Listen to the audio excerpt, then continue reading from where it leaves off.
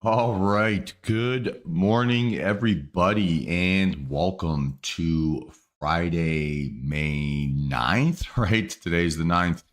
And hope you guys are all having yourselves a fantastic start to the AM here. Feeling sharp, refreshed, recharged, and ready to end the week here with a bang. My new microphone has a random mute button that I just hit there by accident, so apologies for that. But yeah, I hope everyone's having themselves a great start to the AM, feeling sharp, feeling motivated, and ready to go after what has been a relatively busy trading week here so far, right? Pushing probably close to 20 trades here at this point. And yeah, it's been a little bit hectic, right? It's been a little bit challenging. It's been a little bit bouncy. There's been some kind of fake outs. There's been a few sort of shakeouts, but I also think that there's been some nice improvements here. I think that there's been some nice sort of variants, right, of the technique. And all things considered, I think each day I've gotten just a little bit better here as a trader. And I think it's a nice little kind of wake me up, right, after a bit of time away. That being said, right, that time away excuse is very quickly starting to melt. It's not necessarily something that's super valid here anymore. I've had a few days watching markets, and yeah, kind of feeling back in my flow here to a certain extent. So excited to be here, excited to be sharing this with everyone, and yeah, I think also most importantly starting to get used to these early wake up times and yeah, figuring out kind of my routine and my flow here. I am very excited to see what the markets have in store for us here today. Certainly, it can't be any more challenging or frustrating or aggravating than some of the price action we've seen here in the last couple of days.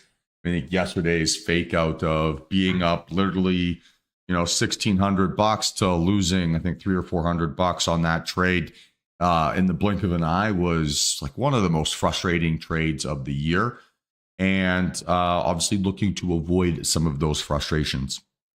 In the recap video I posted there yesterday where I showed you guys my executions, the pattern, right, that's kind of becoming very obvious to me, right, or something that I need to really focus on here is basically just my desire, right, to have big days is kind of pushing me or putting me into scenarios where big days end up actually being more likely, right, if I'm being more aggressive in how I'm taking profit. So I've kind of got like this little logical fallacy, right, where I think holding out for bigger wins or once I'm in a big winning position, assuming that it's going to run forever is actually costing me more money than kind of taking my wins for where they are and kind of getting out of my winning plays.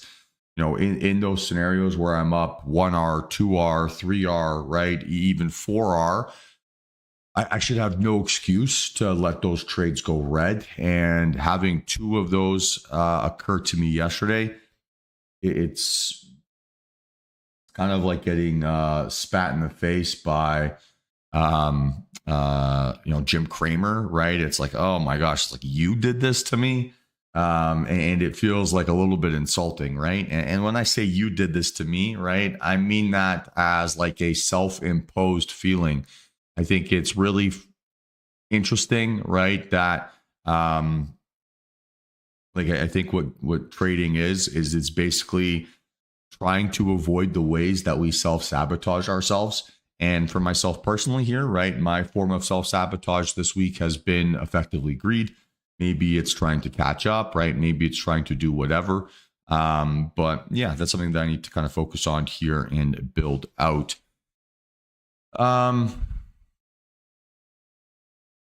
So Joe, good question there. So the price fluctuations in NQ can move so crazy. Is that typical or particularly pronounced yesterday? And then does that make me more biased to using limit orders? So I'll start with the second half of that question first. I think that at least on your entries, you want to be using limit orders.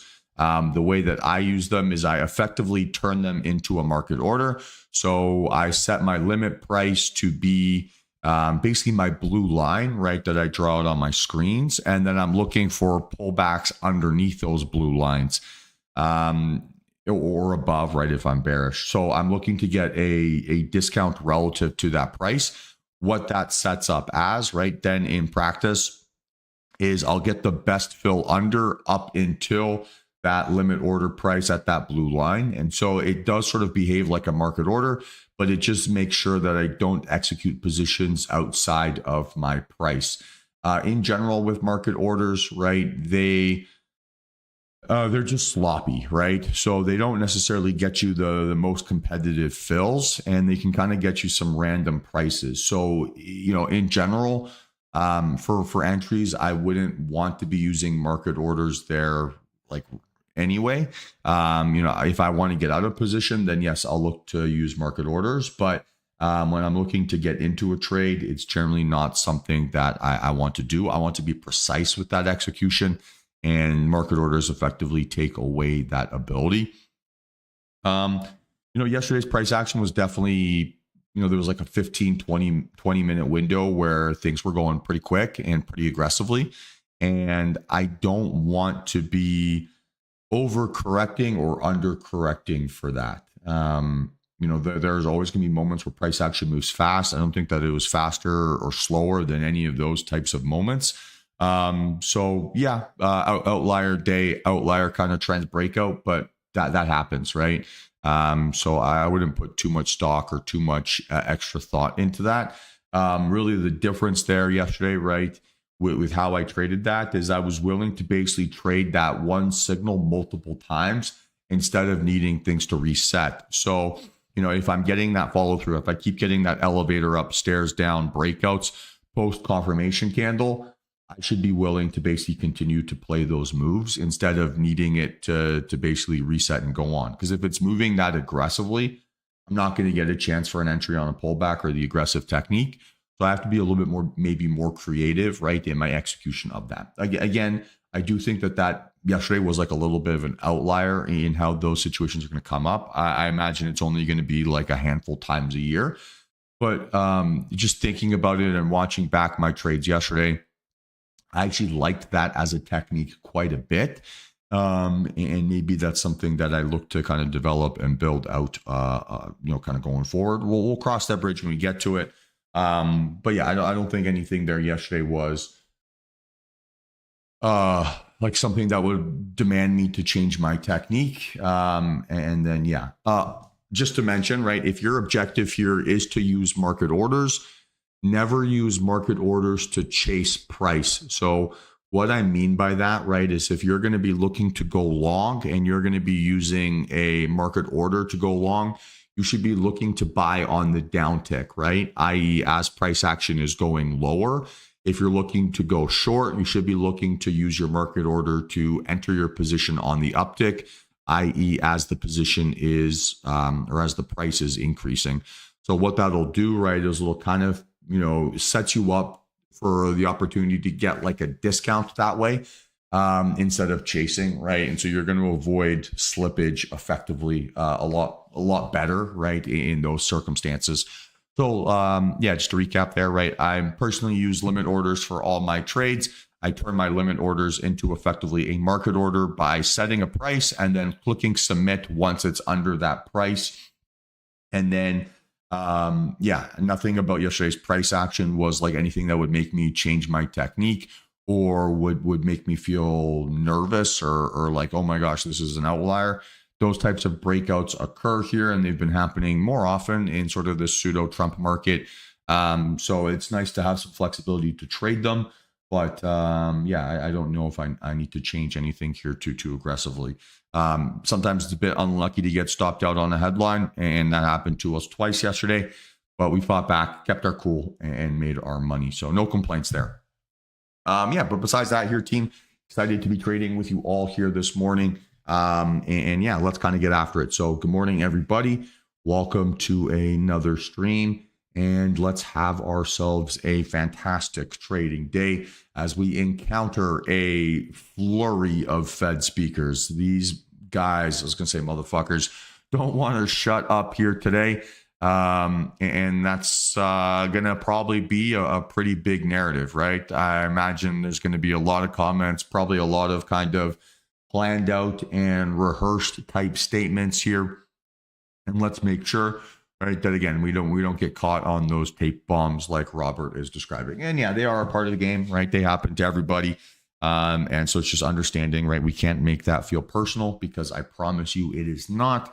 It is basically just our own insecurities and our own feelings that make price action feel worse than it actually is, or better than it actually is, right? As it can be here sometimes. So no real desire, right, to overcorrect or to do anything silly or wild. I'm just excited to have a good trading day, to have a lot of fun, and hopefully, right, finish off the week with a bang here where I don't feel like I've made any mistakes. All right. So with that being said, right, let's figure out what we want to do here this AM and then go from there. Again, we don't have really any economic data. We just have so many freaking Fed speakers. Like everyone seems to be talking here today. I mean, Williams is double dipping. So that, that always, like anytime you get Fed speak, right, it has kind of a maybe a little bit of a tendency to slow things down here a little bit in the market. And we'll see if that ends up being anything of serious significance here this morning. And yeah, we can kind of cross that bridge when we get to it. So, all right, enough dilly-dallying about here. Let's kind of get after it. What's the count on ES? Let's start there. And yeah, let's figure out what we want to do here this AM. Yeah, Jack, spot on, right? So 3 for 3 here to the upside. It's a weak 3 for 3. We made a higher high. We were unable to hold above those highs. And I think looking at the afternoon price action is actually quite telling, right? So we saw sellers step in here pretty late there yesterday on the indexes, kind of like in that last, say, 30 minutes of power hour. So pretty interesting, right, that we saw sellers show up late and then not be able to sustain that momentum there overnight. So again, a breakout here over that like 57.40 area certainly creates opportunities where we can get back to some of those like parabolic moves. I'm no longer of the, call it, bias that, the last couple weeks have been like a bear bounce. It hasn't really felt that way. It kind of has felt like the bullish moves here to the upside have been sort of that grindy, drag your feet across the ground type PA, and that generally is more indicative of trending price action, like kind of a trending consolidation, more so than like a bear market bounce. So we'll see if that narrative ends up playing out here or not, but certainly in the short term, it does seem like we have a bit more of a bullish market than a bearish market. And if we can continue to basically separate away from this like trend line breakout, right, which is approximately this, then we should continue to see some pretty nice enthusiasm here. And hopefully, right, we can get some separation away from this 5,700. So yeah, week 3 for 3 here to the upside. And we're still looking for that bull flag breakout. I am going to maintain some flexibility here in either direction, right? Because yesterday was a fake out. It wouldn't be surprising to see price action pull back down towards sort of that 5,600. But again, I'm going to have a more of a stronger bias, right, to the upside. And starting point here, 57.40, right? Kind of the spoiler, mentioned it already. If we can get a breakout above that target, we're going to be in good shape. And then to the downside here, basically just targeting a move down towards 5,600 with a starting point there of 5,670.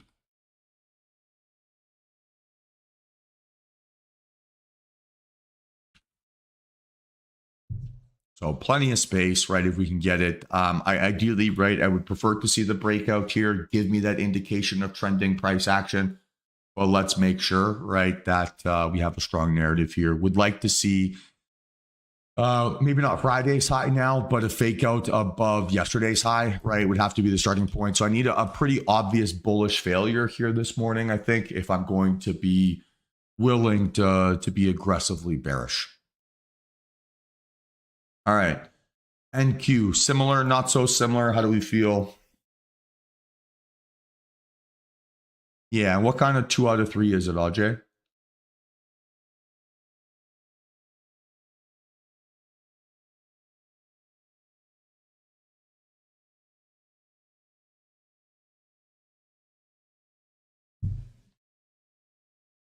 Yeah, exactly. Without volume, right? So we'd like to see volume show up here. Maybe a little bit interesting that NQ isn't giving us volume, but ES is. A reasonably large difference, right? I would say between the two relative to sort of the previous bit of momentum. So let's see, right? And if it can kind of go. Hey, sounds good, Mike. Appreciate you checking in. Take care of yourself, man. And we'll see you on Monday. Enjoy your weekend. Use it to refresh and recharge. That'll absolutely be worth it. Yeah. And then here to the upside, right? We're looking for 2,400. About 24,000 here. Excuse me. So 2,400 here to the upside, right? As my starting point. And then to the downside, I can have a little bit more flexibility.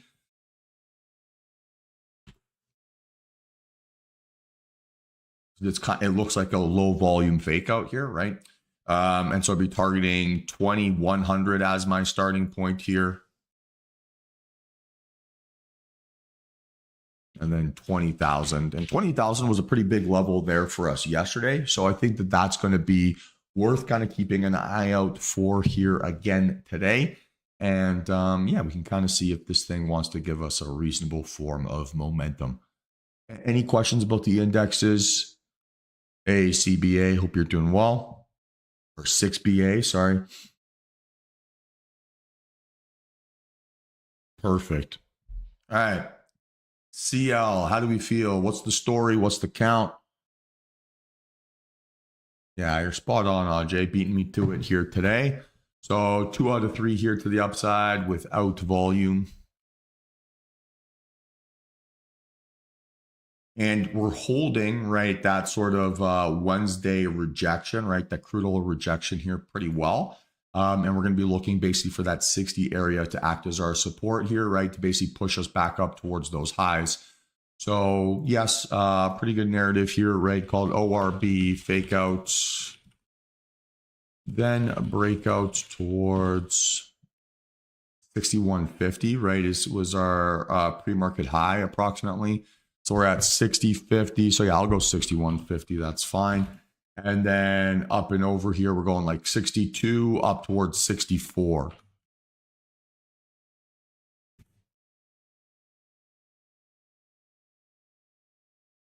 And then to the downside, right, I'd like to see us probably lose that 60 handle. If we can break down through that area of pre-market support, I think that sets us up for a really nice little breakdown here. So I want to see ORB fake out, then break down under. All right, so we're going to change the language here just a little bit, right? So we want to see under 60. Then, right, we can look for our breakdown. So we want to go 59.50 then, right? 59, 58, 50, 58. And we're going down towards 57.50 is pretty reasonable. So we'll go down like 57. Just save myself potentially a little bit of typing out later on in the morning. But yeah, let's see if this thing wants to behave and treat me nicely. And yeah, can kind of go from there. Okay, Apple, higher high, higher low, decreasing volume, gap up. Red candles, we're going to call this a 1 for 3 here to the downside. Looks like a day of consolidation. Tesla, 3 for 3 here to the upside. This looks a lot more like a bull flag maybe than the indexes.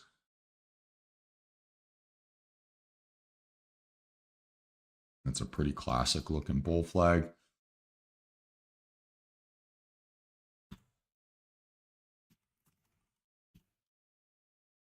Morning SG.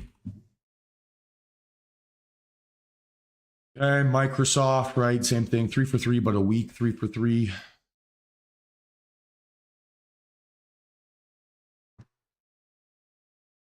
Amazon, 2 out of 3 without volume.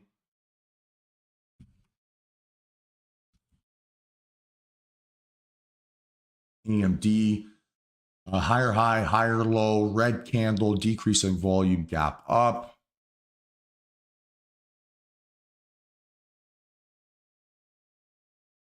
NVIDIA, same thing, 1 for 3 here.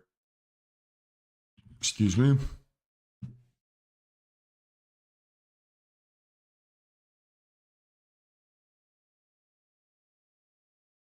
Cool. Meta, 2 out of 3 with volume to the downside. I trade futures.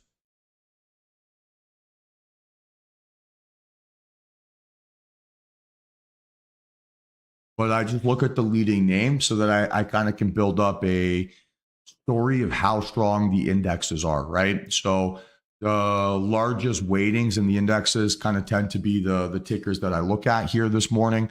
And so I just want to make sure that the story is consistent. The more consistent the narrative is overall, easier it is for me to have a really strong kind of trending bit of price action.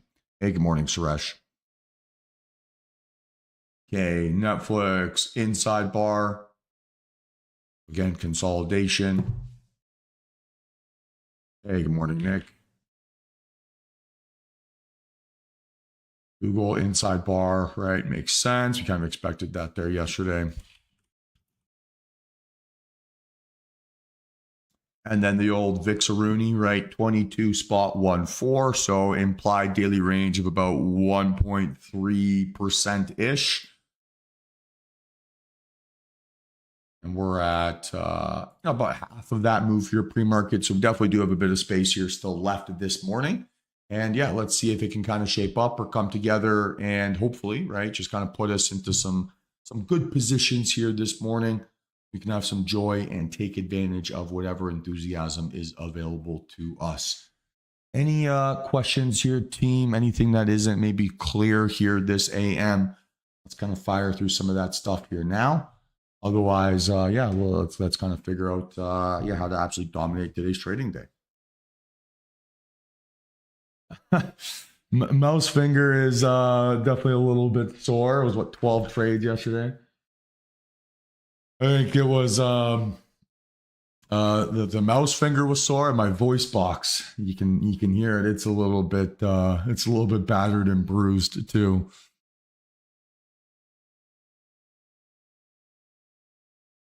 I sound like a football coach after a 4th down.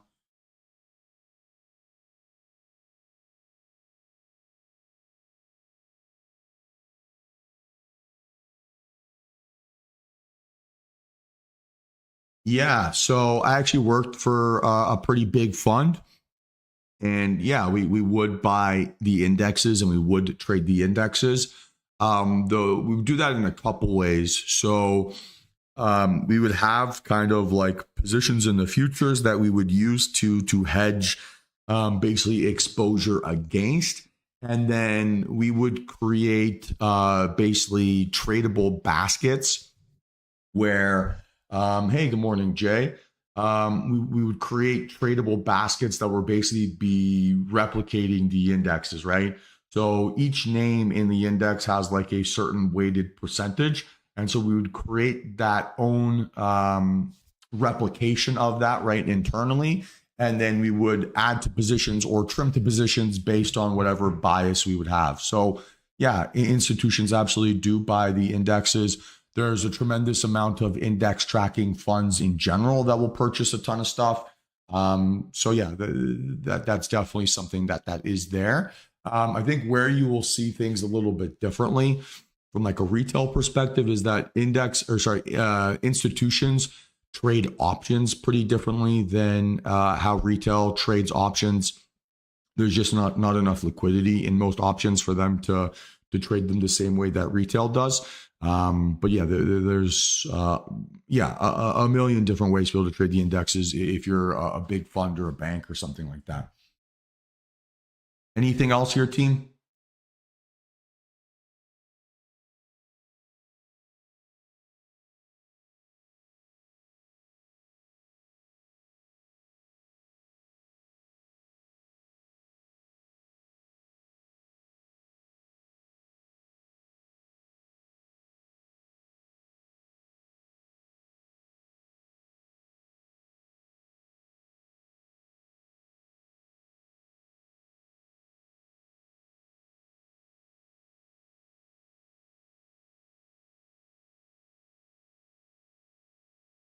Well, in general, it's like the market has moved in unison, right? I can't speak for every fund or everything like along those lines. But the company that I worked for, the fund that I worked for, um, like we had a cap on how much volume we could be at any given time. So if my uh, instruction was I had to buy $40 million worth of Apple or $40 million of Tesla or whatever, I could only be 5% of market volume at any given time.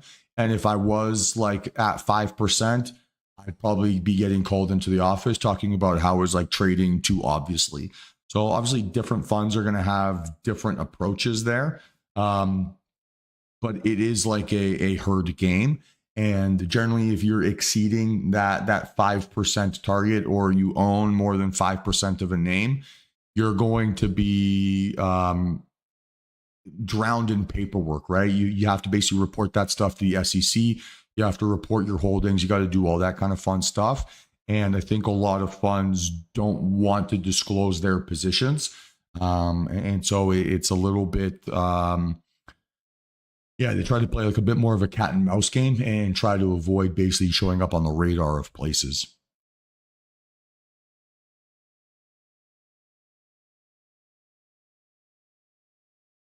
I mean, yesterday was definitely a pretty fast day. Pretty absolutely. Like once we got those, big headline driven explosions, it was really all about playing elevator up, stairs down, right? Elevator up, stairs down. And yeah, basically just having really tight stop losses, right? If it pulls back or pulls above entry price and then pulls back under, that has to be your reason to get out. If we get that nice follow through, then sweet, right? We should be able to go in those circumstances, right? Where you're kind of getting those parabolic breakouts. You don't really want to see price action pull back that fast, right? You want it to see it basically keep going. And on those strongest moves, it kind of just acts like a rocket ship higher instead of giving you sort of that opportunity to see a retest, right? Of like your confirmation high or whatever it is. So can't go over there. Yeah, we did do NVIDIA here. NVIDIA's a 1 out of 3 here to the upside. So you got a higher high, higher low, post ascending wedge breakout, and you'd be looking for basically a continuation move here above that 119. If you got a little bit of time there on your expiration, you got 2 weeks, right, by the looks of it, maybe you could be okay. But I'm not going to comment here too much over like swing trades. It's not really what my edge is. So I'm kind of a day trader, so I'm going to stay in my lane there. All right, guys, we got a couple minutes here till market open. So I'm just going to go make myself a quick cup of coffee, spend a few moments here, kind of getting my mind right, visualizing a successful trading day. And then we'll jump back on here in a few minutes and set ourselves up for what should hopefully be another successful trading day.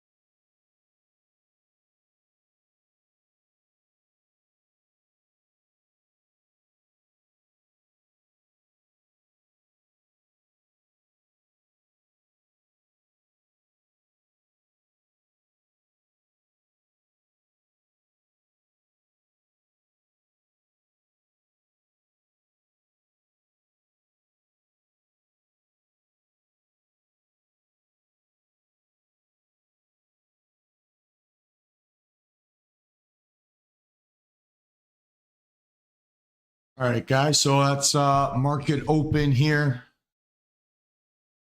What do you mean by copy trade? 6BA.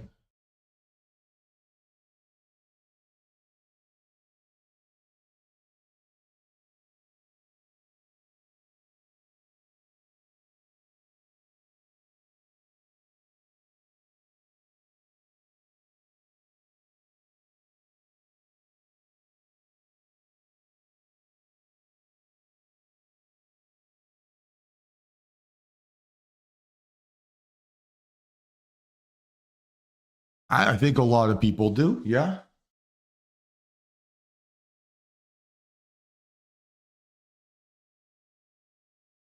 Like really what my objective here is to kind of walk you through why I'm taking trades. What my entry price is going to be, what my position sizing is going to be, what my take profit, stop loss, all this kind of stuff is. The way that I look at it, right, is my job here is to teach you my strategy and to kind of break down basically those techniques here as best as I can. But ultimately, it's your decision if you want to copy, take those trades, fade those trades, really whatever you want to do. My job here is just to basically be as transparent as I can be with my process and to help you educate on why I'm doing it. And then go from there. Yeah, Robert, I mean, there is a delay, right? But the delay is 1 to 3 seconds. So with the way that we talk about our trades, it should not be an issue. So again, I generally, I hate that as an excuse, truth be told. Any delay that exceeds that is an issue on your end. And you can always catch up on your stream in that context. So yeah, like we said here today, team, right? Not quite sure what to expect from the market here today.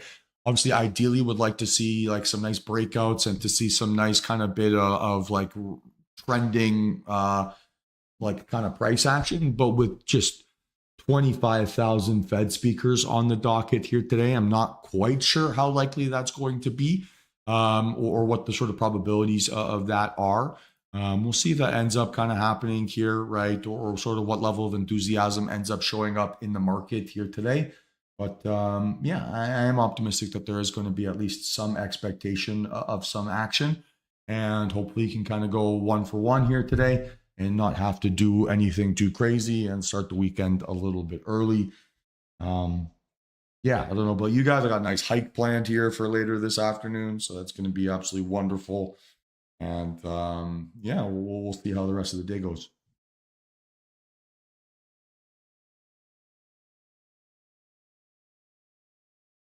Yeah, so the range is the high and low of the first candle of the day, Joe, right? So it's just taking the first candle, marking out its high and low, and that's for each individual time frame. So the 5 min opening range could be different than the 1 min, the 3 min, or the 15 min, right? Opening range. And so it's just whatever the high and low is of the first candle of that time frame.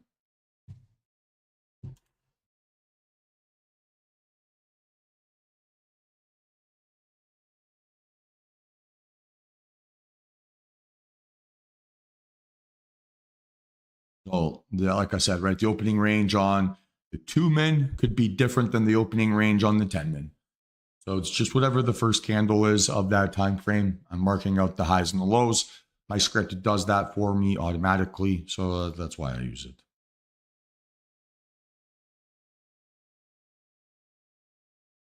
Come on, TradingView, don't be slow now.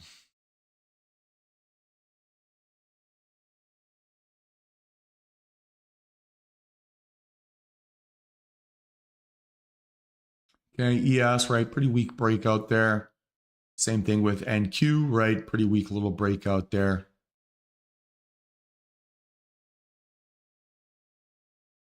So going to be patient, right? Going to be patient. Don't have any clean or obvious setup triggers here yet. So let's just wait.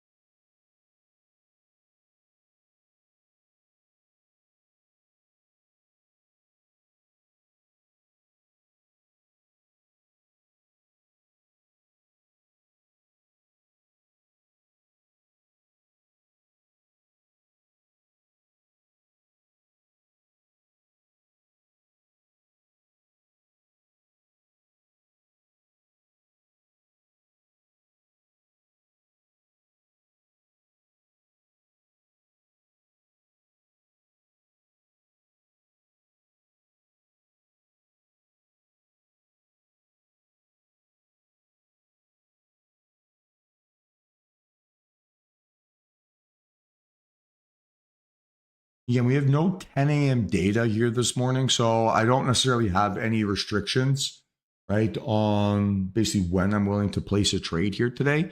But I just need to see markets give me that story of cooperation, right? Not seeing that cooperation here necessarily show up early this week. We've actually probably seen the opposite of that, right? Where it's been fake out city, chop city, pull my hair out, need a flight to Turkey type price action in the first sort of like hour, maybe even 90 minutes. And then things kind of calm down, tighten up, and give us kind of stronger or smoother moves. So that's definitely something to kind of consider or think about here as I watch price action kind of throughout the day. Yeah, there's kind of been a theme here this week, right, where my first trade of the day kind of ends up being a loser, and that sucks. I don't like starting off that way. So ideally, right, looking to find a kind of just a textbook A plus setup, go 1 for 1 on the day, right, and then just kind of go for there.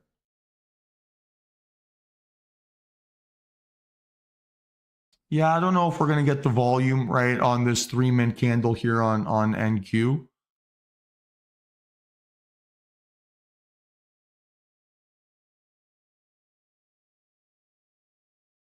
So I think I have to wait. Look how pathetic the volume is on ES. So again, we'll keep passing on this burden of confirmation here. Oh, no need to rush.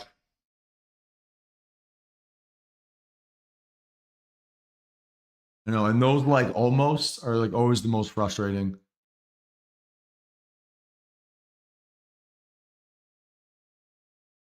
Yeah, it's been pretty impressive. I mean, if the president is telling you it's a good time to buy stocks, kind of seems like the market listens. Kind of funny how that works.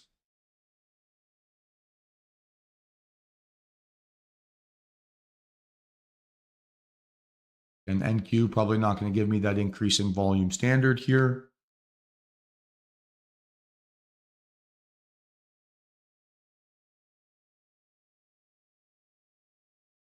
Kind of looks like a rejection. Again, a rejection on weak volume, so no interest. Same thing on ES, right? It's not increasing, but we need both increasing and outlier. That might be hard for us to get here. I don't know what the heck is going on with my voice. It's so weak this morning. Not enough coffee in the world, I guess.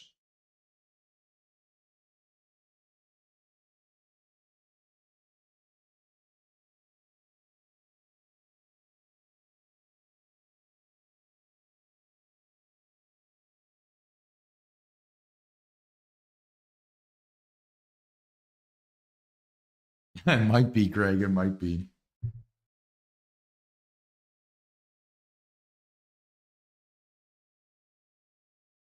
Yeah, absolutely. Well, I would say my body is still in shock from my run on Wednesday afternoon. I am like painfully sore still. I thought I was in reasonable shape. So I did run quite a bit before. But oh my gosh, I'm like next level sore. I guess I'm not used to the elevation gain. So maybe it's my my tonsils too.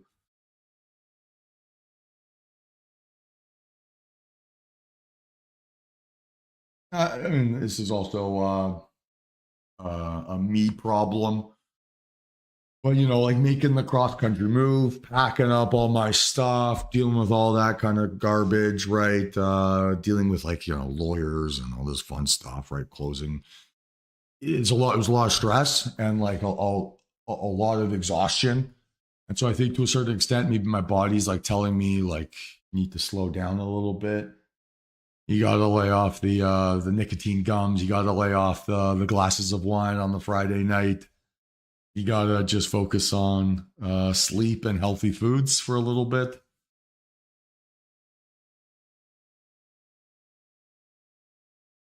So if it insists, I got to listen.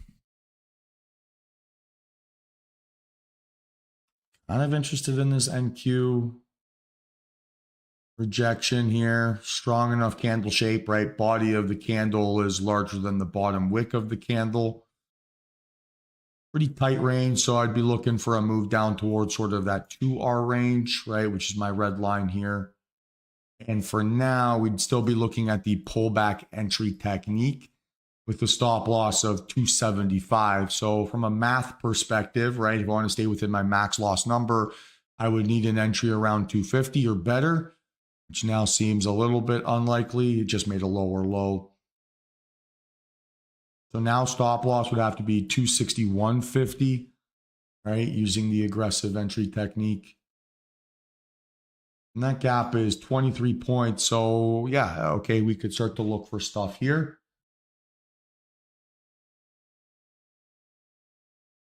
And let's wait this thing out just for a second, right?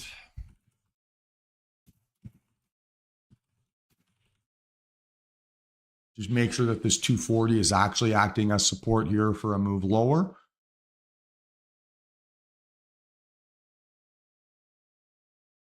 And it would be a one contract play, right? It'd be a one contract play. So stop loss, 261.50. Let's type in 281.50. That would be catastrophic. Okay, and now we want to see a gentle pullback right into our price. Might not happen here for us. And no big deal, right? We can always reset this thing back up.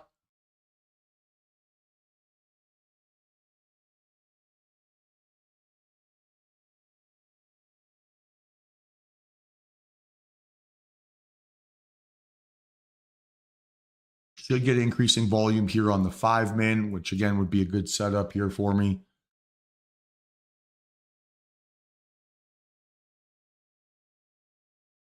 Okay, there we go. Officially increasing volume.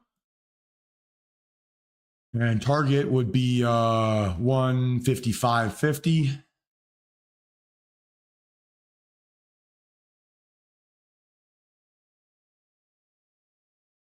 All right, and so ideally, right, we're still looking at the aggressive entry technique.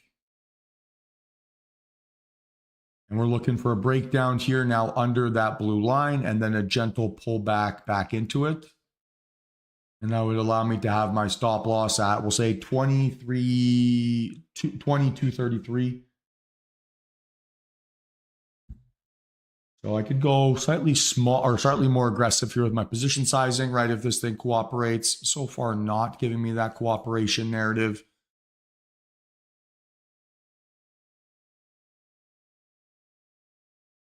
Okay, and now we'd be back to only one contract.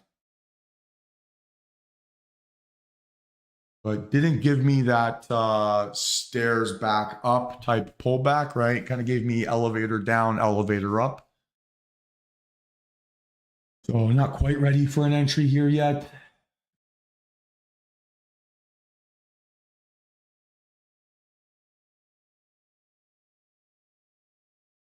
ES just missing that outlier volume, so kind of have to avoid it.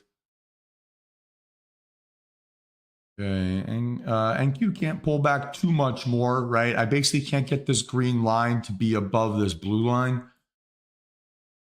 So I want to use that blue line, right, as my entry reference point. So if I need to get a deeper pullback than that, it's hard for me to say that bears are behaving strongly. I mean, even now, right, is a quick little fake out lower and price action's kind of looking a bit disgusting. So you know what? I have talked myself out of this. This isn't behaving the way that I want.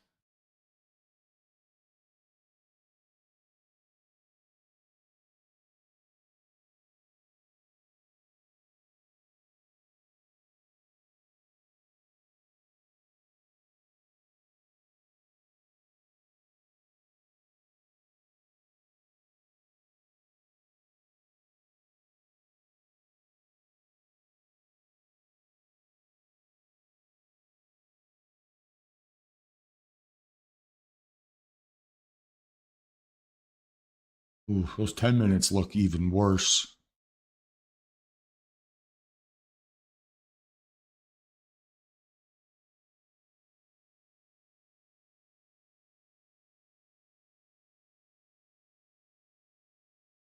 And again, right, if I don't place a trade here today, not a big deal. It's been an okay week. So I don't need to force anything, right? I think ultimately that's the thing to focus on here a lot on Fridays. The capital preservation Friday, right? It means both protecting your mental capital and also your physical capital. So making a mistake here that I have to sit about and think about all weekend is not a very good like risk reward ratio, right? I want to make sure that anything or any trade that I take here today, it's like a textbook example of what I want to do.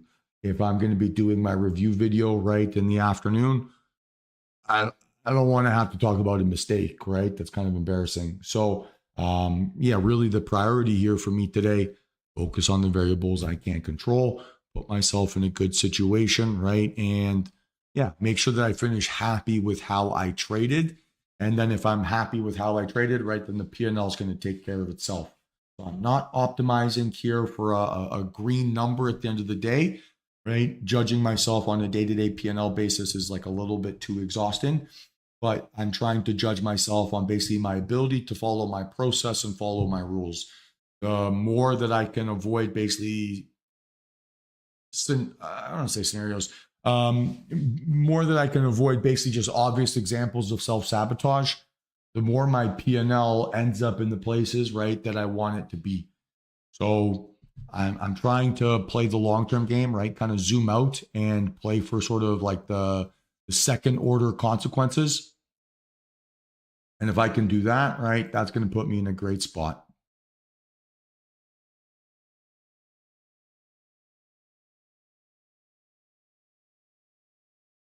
Like obsessing too much over your daily number. Yeah, so the problem I've had here with ES so far, right, is that the volume is just not outlier, right? So it's increasing and it's above, but it's not above that white line. So it's kind of like grindy PA. So that's why I'm not really putting too much effort or too much focus here on ES. It's increasing volume, but it's not outlier volume. So I can't really argue that I have like a change in personality here.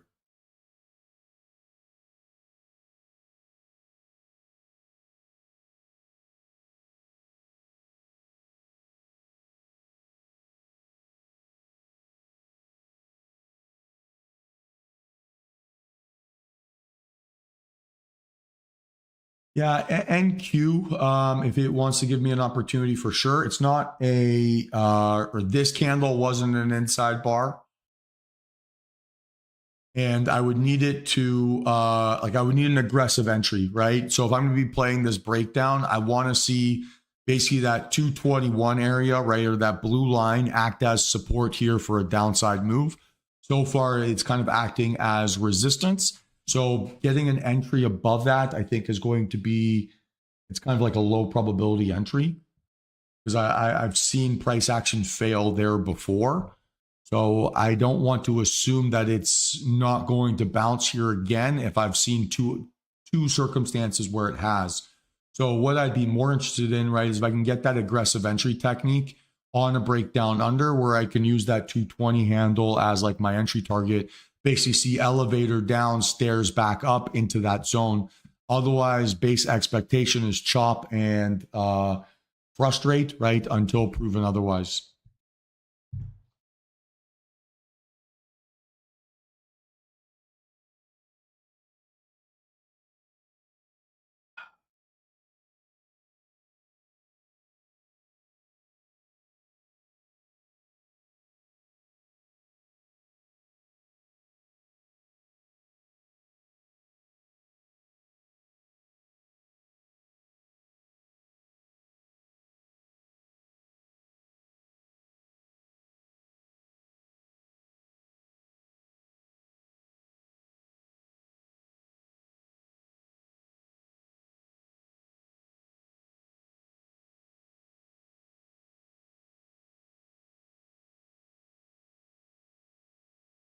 Okay.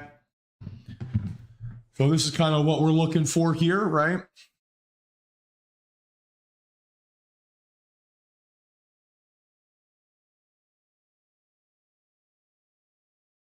So stop loss would be 240. And let's watch, right? So again, setting up my order here. We need a pullback. Well, it was a pretty quick move. Need a pullback here a little bit, like 221, 25 or better. Again, if this thing sets up and just gives me that breakdown there through 200, that also makes my life pretty easy.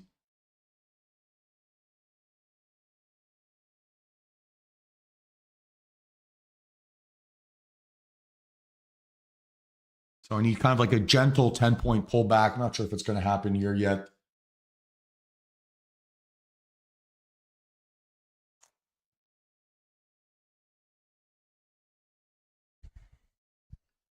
Okay, watching closely here. It's got to be 221 or better, right? Not close. So watching here was a 220. 953.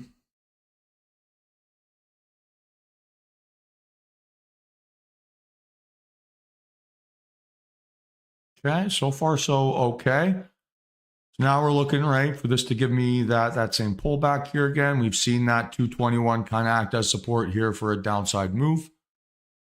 So it looks appealing for sure. Now let's see if this thing can give me a gentle pullback here into my price. I got everything set up here, right? One contract, limit price 221.25. I'm looking to get a discount above that. Let's make sure that we get the right reaction right on this pullback. So nice and gentle.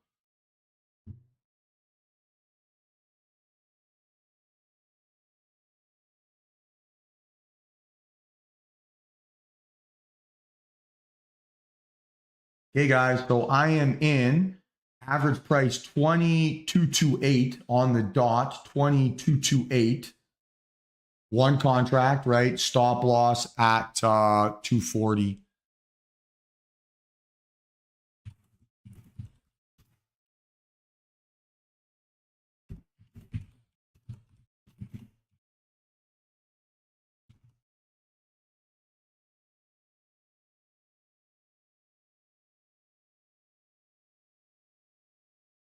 All right, I got stopped out early on that. Mine is 259.28. Maybe a crappy entry.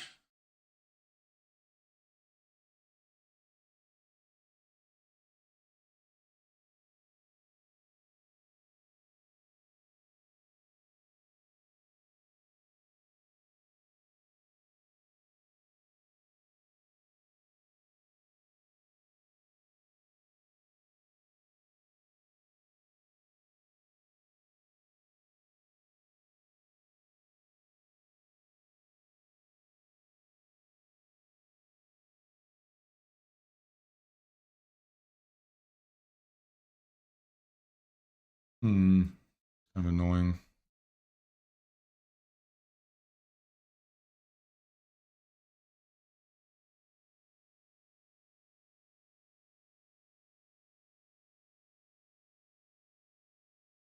Ooh. I think there's another entry here. Stop loss would have to be just that extra 2 points, right? Basically that fake out high. So 242.25. Again, gonna wait for this thing to give me the correct reaction.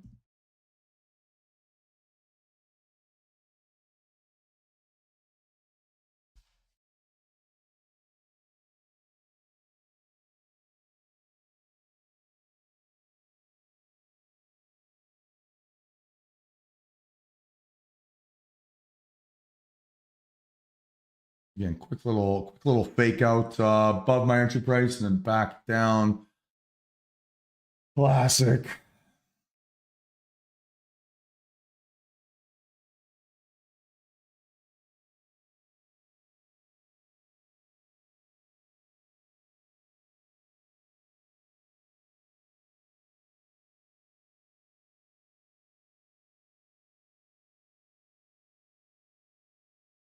And this could be a oh, it's too much. Never mind. That was too fast. Way too fast.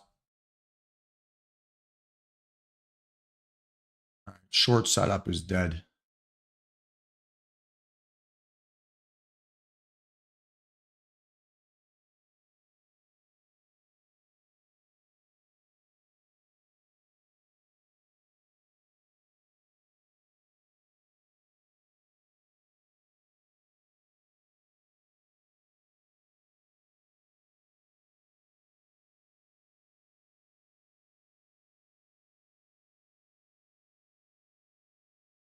Just wish that the ES volume was a little bit more impressive.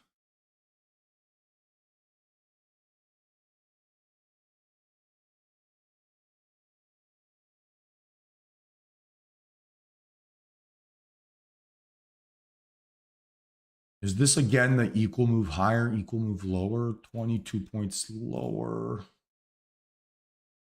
Pretty much, yeah. Equal move higher, equal move lower again.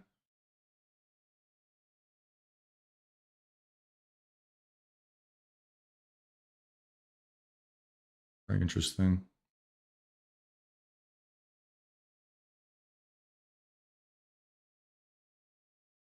Yeah, if I can get that increase in volume breakout, absolutely.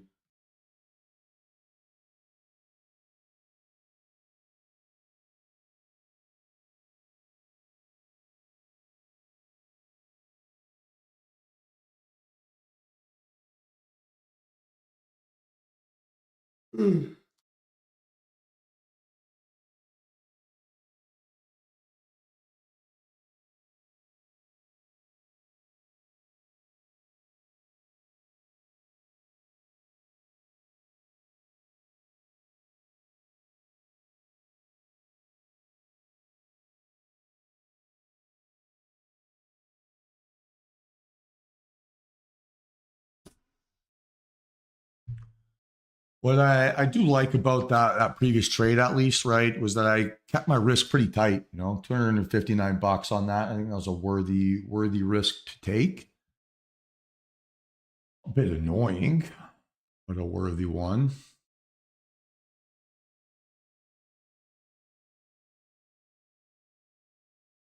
We're 10 candles in.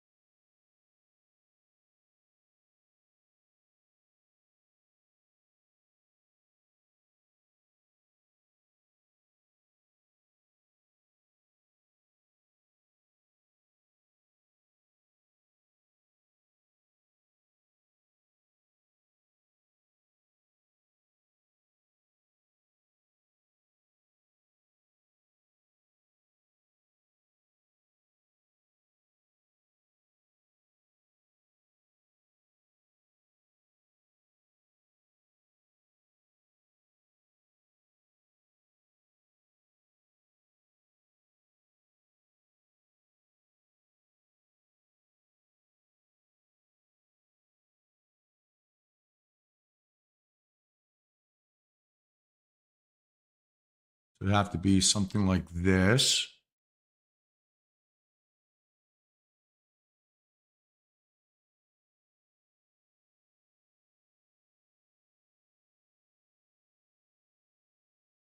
And I'm looking at this and I'm trying to find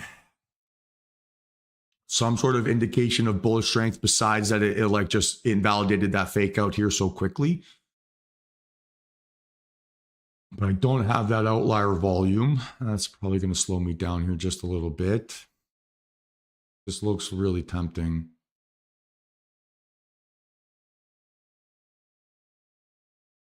That was a quick drop. All right, I'm going to wait.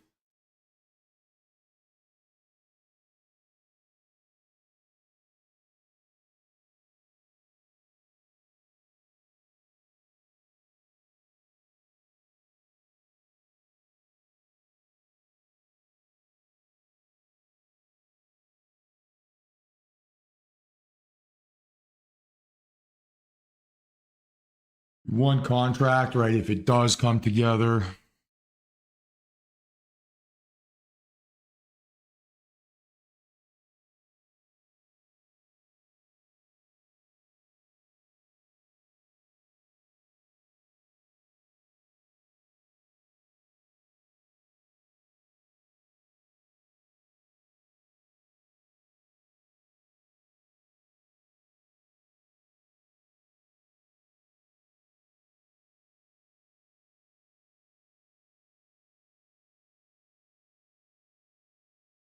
Yeah, it's increasing volume there again, back to back.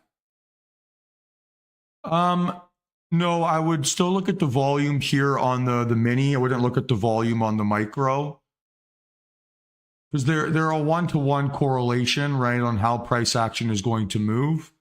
And the minis have a lot more volume, right, than the micros. So you get some more false signals on the micros versus the minis.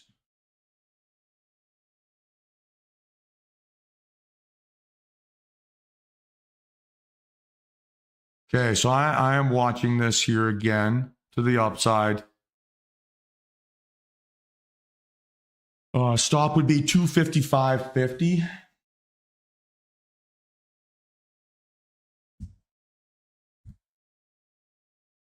And you're looking at a gentle pullback here. Maybe could get 2 contracts. Not been gentle yet, right? Not been gentle yet. So just wait.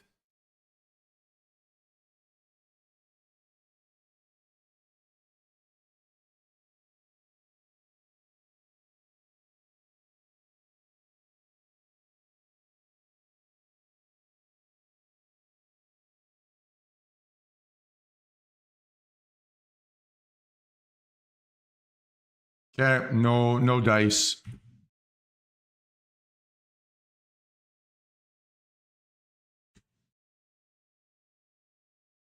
Just reset this thing back up.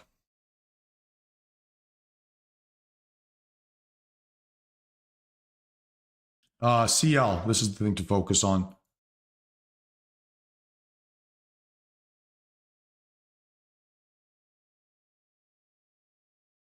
So 60.56 on CL would be our stop loss, 60.56.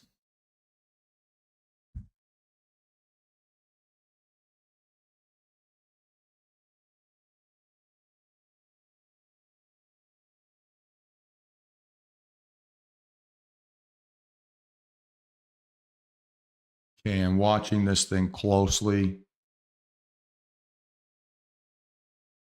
And I'd be going like maybe 8 units on this. So we can get back up and over here. Yeah, good decision on NQ.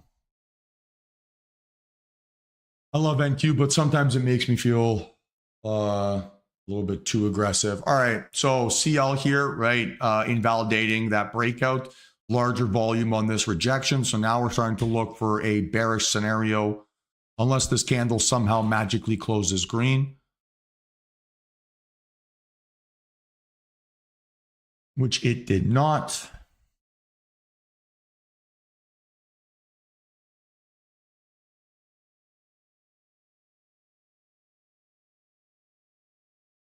Interesting, kind of a divergent story.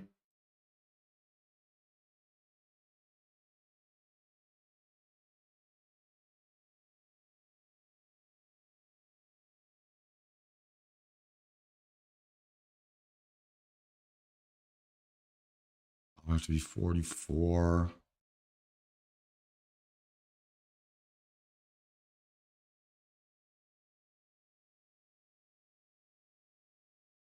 That's a nasty candle.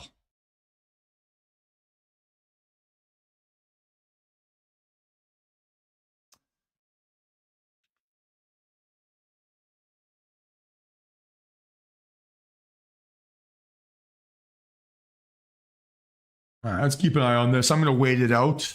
As long as I have that divergent signal, it's not worth the risk.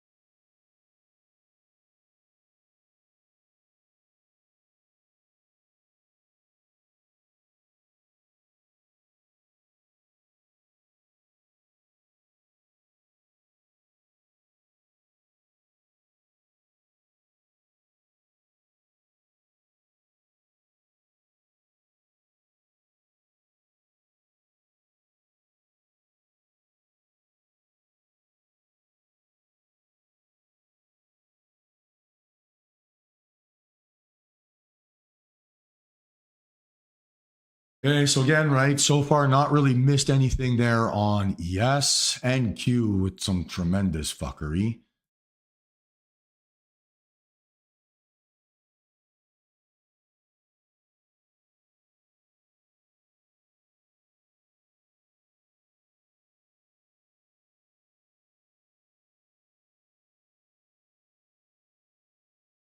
Let's see how this thing closes.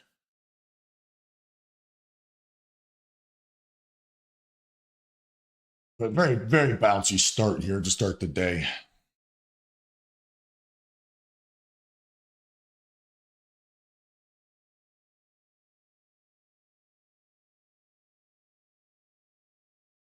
Okay, so again, right, another little opening range breakout, little fake out candle. Kind of been a theme we've seen here a little bit, right? Fake out and go. It's kind of maybe a similar scenario here. All right. Breakout, fake out, go.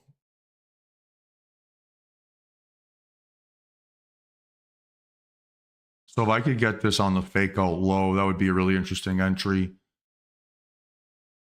That'd be risking 24 points. It's pretty reasonable.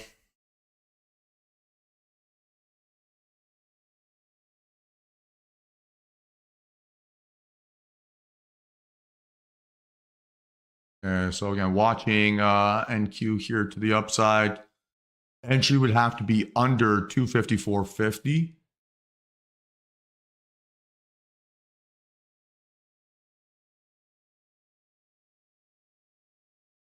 Again, right, it'd be a one contract play.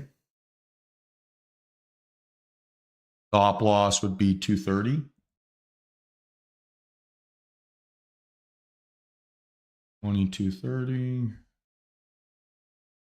Just one contract, right?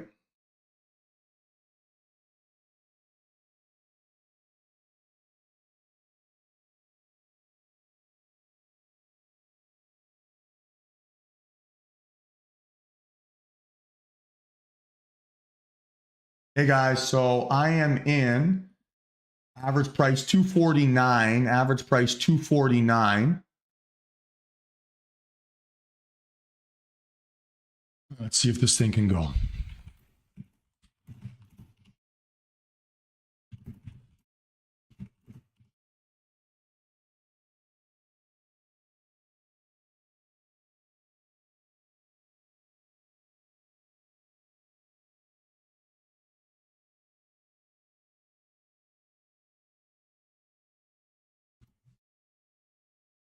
Okay, so it's got to start pushing from here.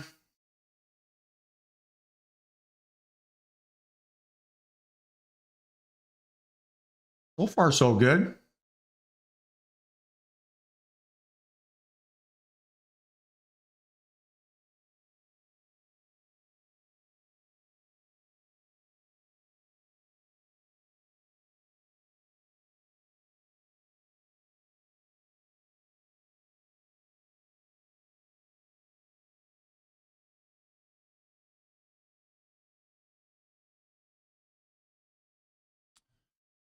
And maybe I jinxed it.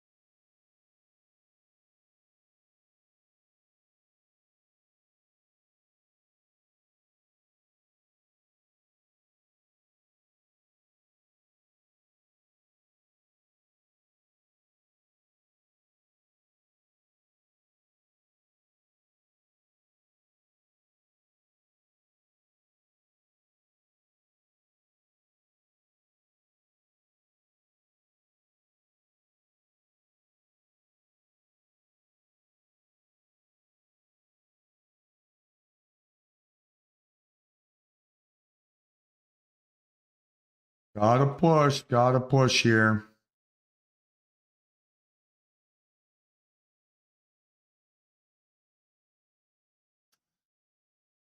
That's frustrating.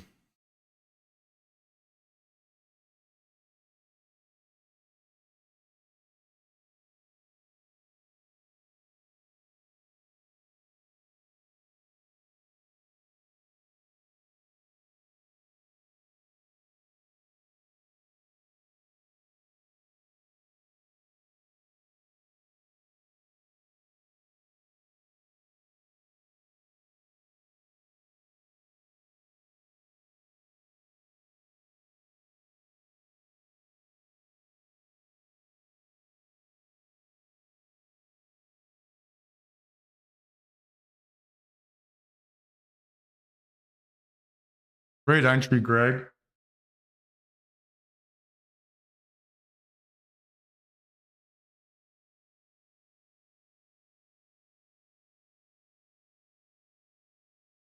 Dude, I just hate how it's stuck. Hate how it's stuck.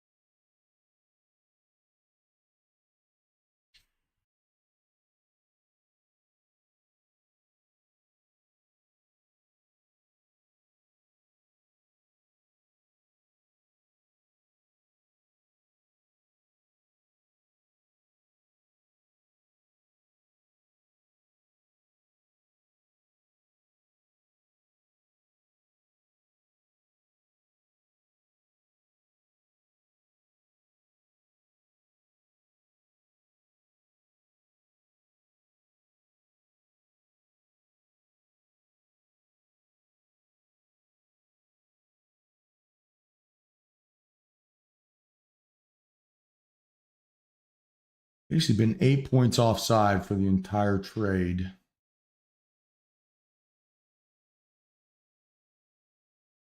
So last chance saloon here for this thing to give me that move up and over entry price.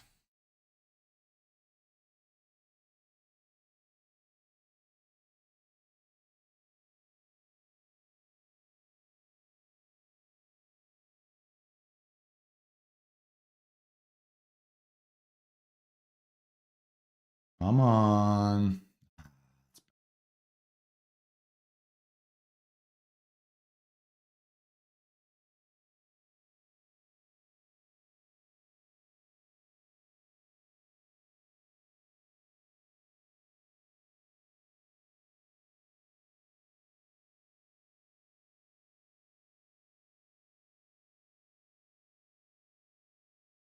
Yeah, I took the stop loss there again.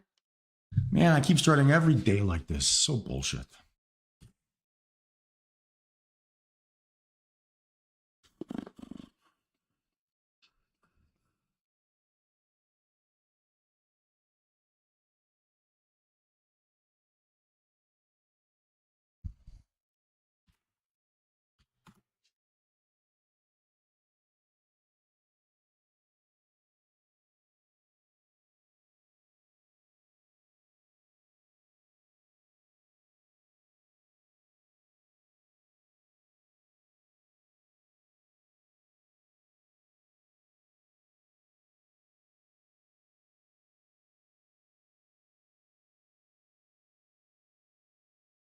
I did get a bearish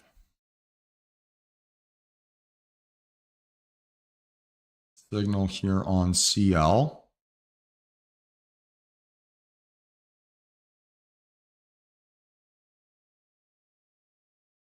It's an average $1 move. So I'll be targeting a move down towards like 59.25. Something like that.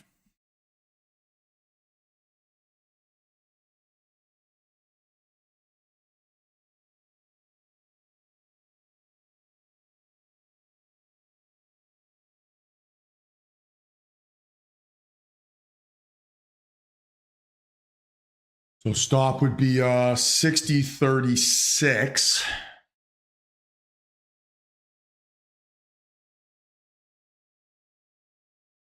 Be looking at 5 contracts here.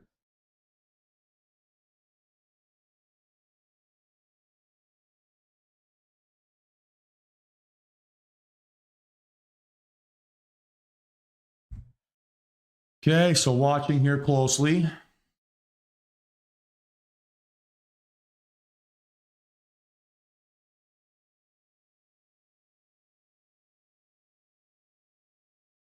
Okay, now give me a gentle pullback.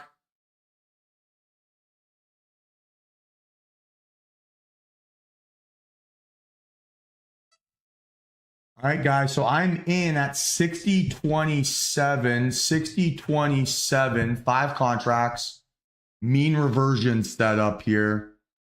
Let's see if it can go.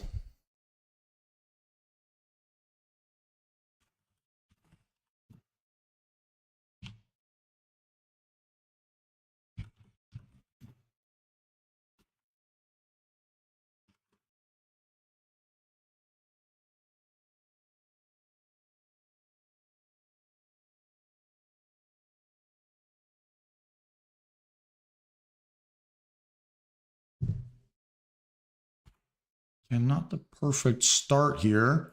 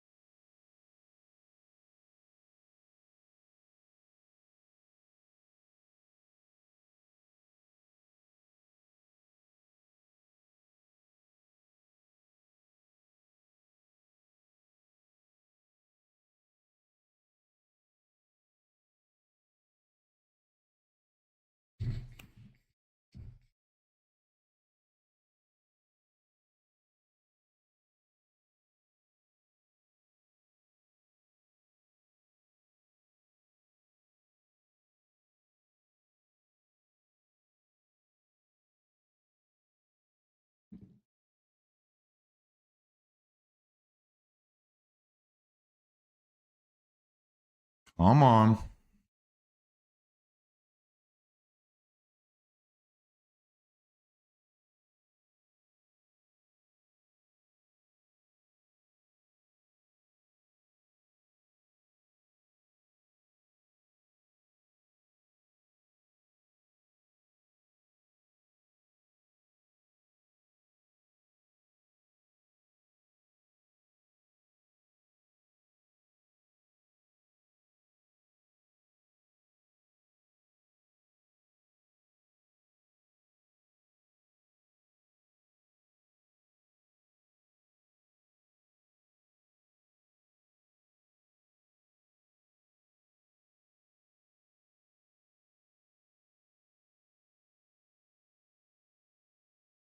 Sometimes it's so hard to let go, let Powell.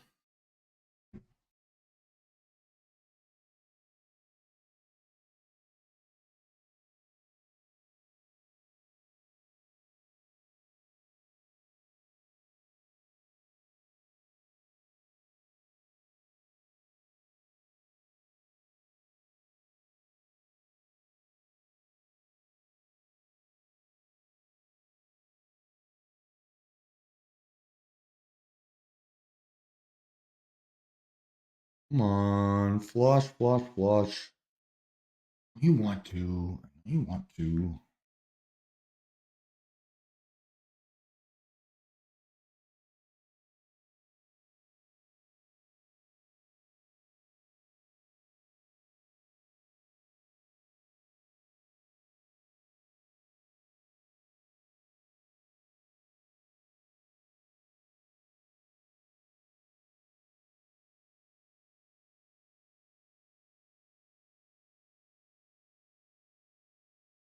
Of course, now indexes start to give me some moves.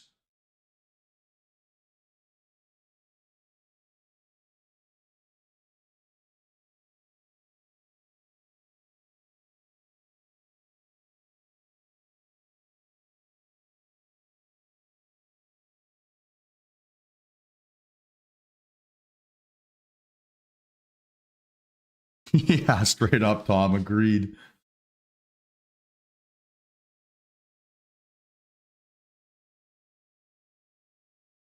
Come on, CL.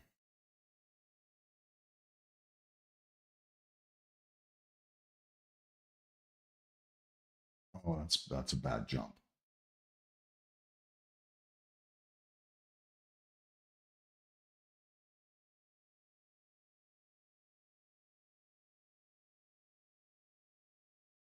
I took the stop loss minus 450. Jesus Christ.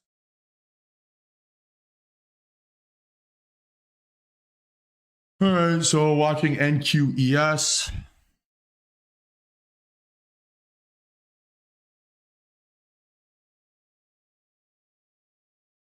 Instantly looking at the aggressive.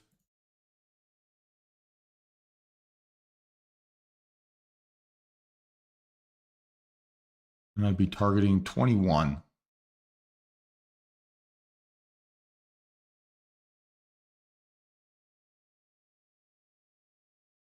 Oh, entry timing feels annoying at best here this week. Scrappy, scrappy, scrappy.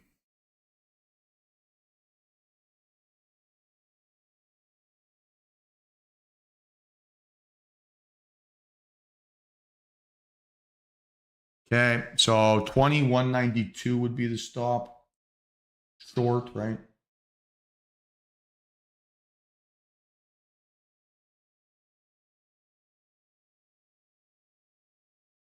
We go 2 contracts here potentially. Now we need a gentle pullback.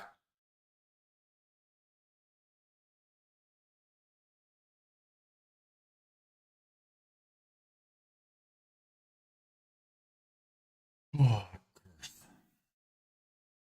And now it's a 1 contract play, right?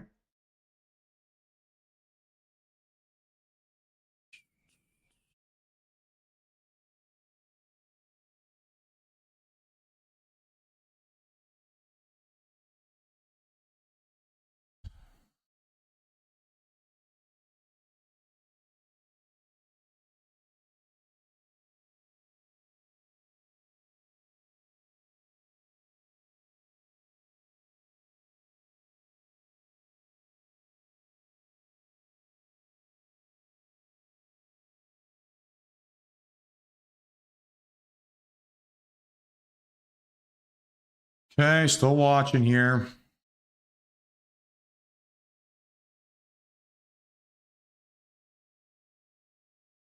Okay, 154.50 would be the stop.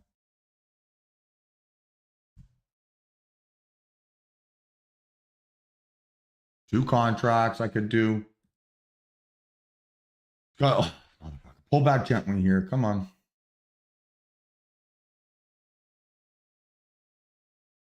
This is ridiculous. I'm getting cursed.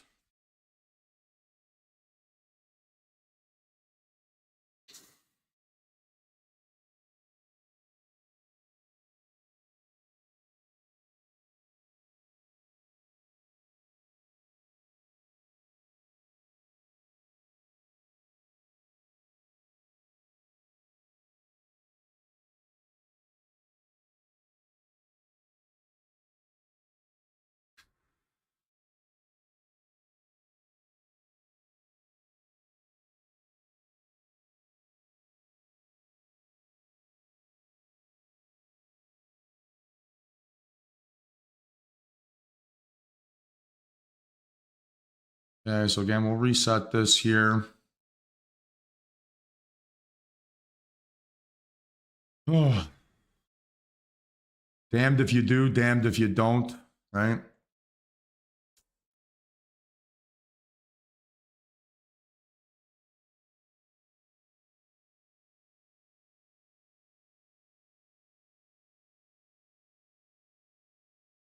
Um,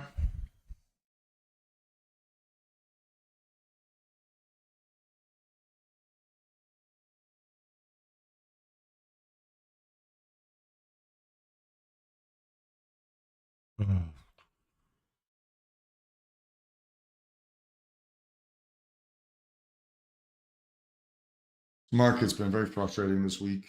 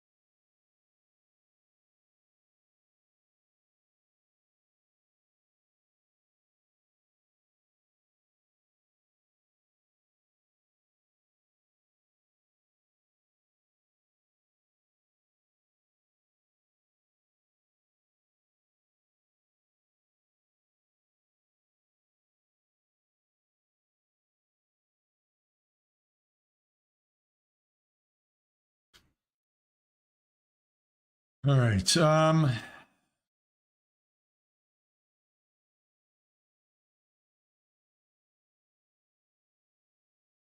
we need an entry around there or better. I'd probably look at 178.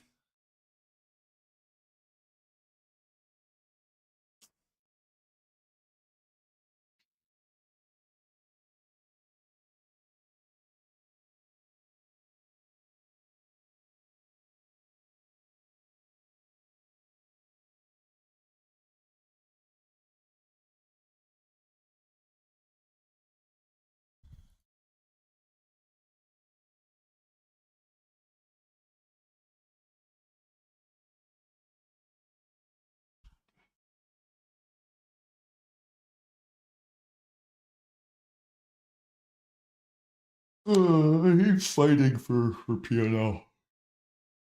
It's the worst.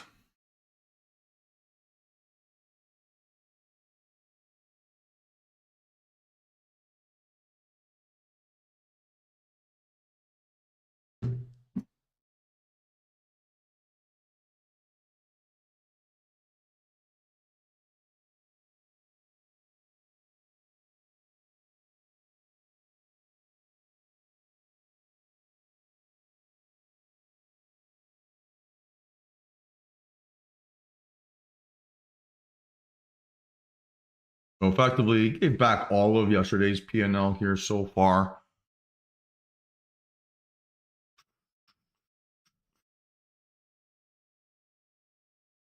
Not terrible for 3 losses, but not a banner day.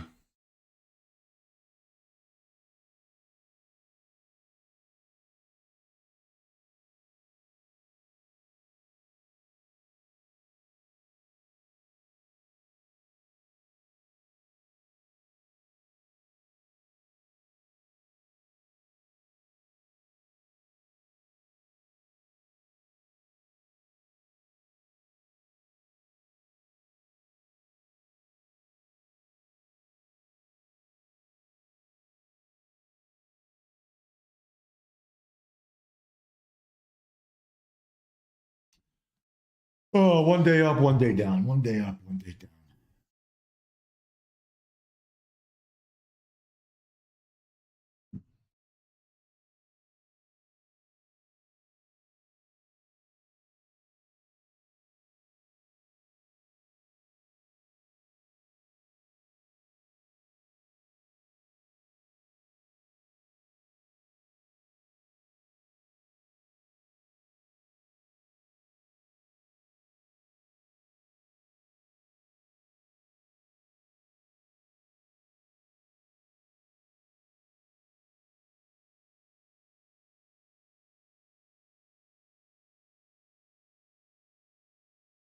Okay, wait this 40 seconds, right? Wait this 40 seconds. All right, CL back to my average price, which is frustrating.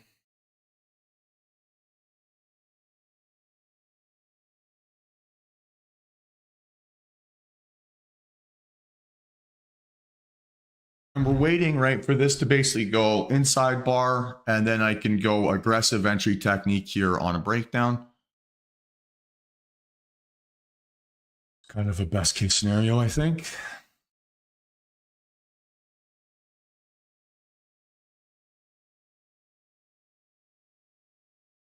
Cool.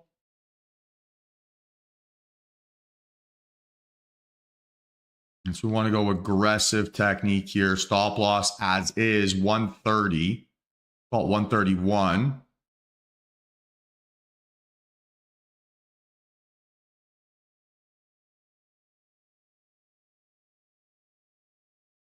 Okay, now it's going to be a 1 contract play, right? It's got to pull back here gently. I can't believe it didn't pull back again. Just freaking rocket ship.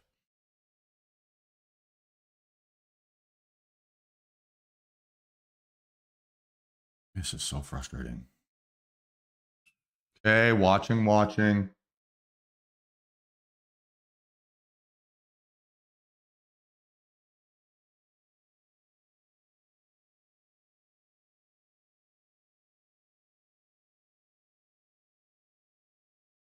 Okay, reset this on the 3-min.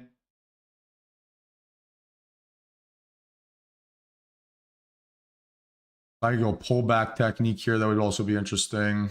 It's going to be aggressive. So stop loss is going to be 111.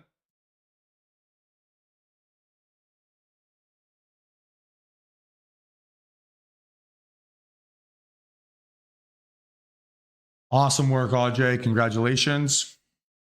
Hey guys, I'm watching here. Got to give me the pullback. Come on. Okay, so I'm in. Average price 284.75. 284.75.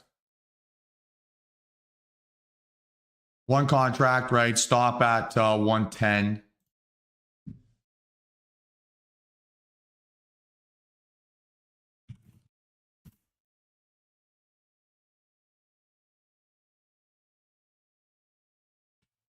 Actually, 111 is the stop, rounding it up.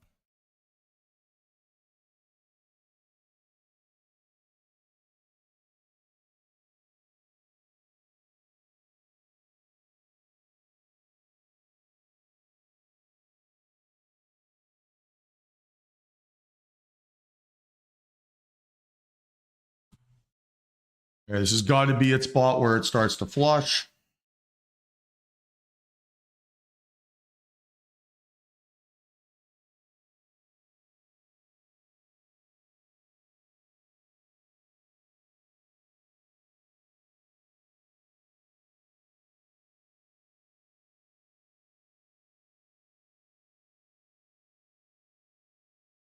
Okay, push, push, push, push.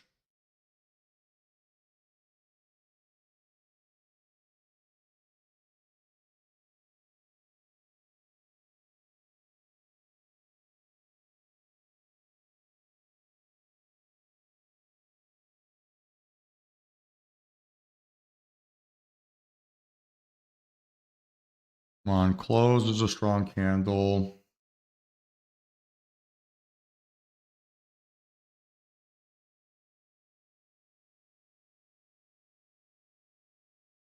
Okay, very good here so far. Very, very good. See if it's still got some more legs left. And maybe, right, this will be an opportunity here for a pyramid. Let's see.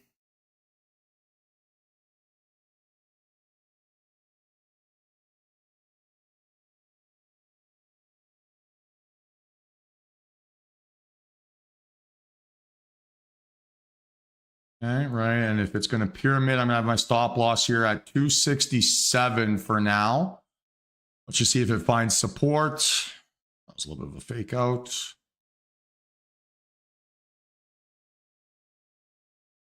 stop loss have to be 275. 275.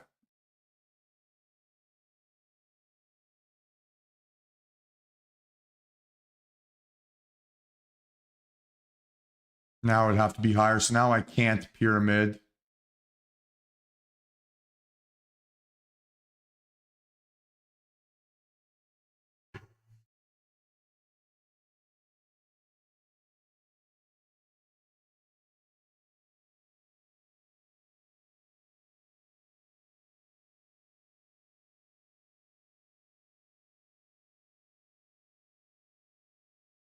Again, price action's choosing to move in like the most frustrating way here for me.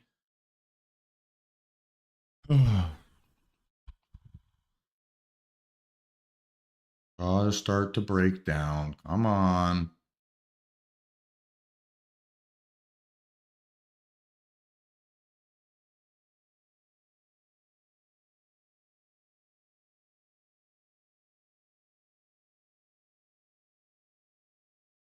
Okay, I've closed this trade. That pullback is absolutely unacceptable. That pullback is completely unacceptable. Exit price on that was 283.25.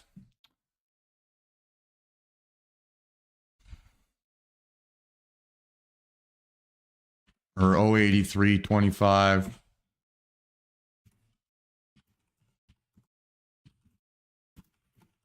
God.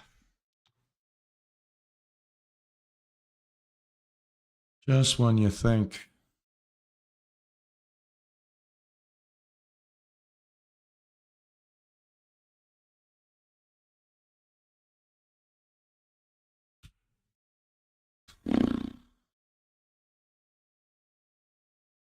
Hey, nice work, Vinny. Let's go, Kyle. Congratulations.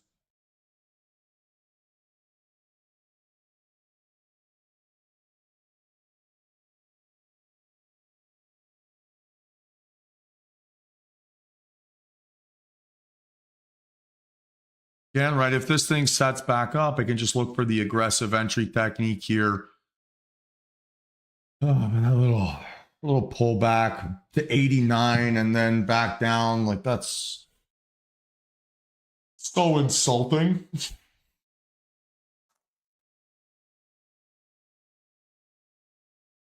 How can we agitate every market participant possible?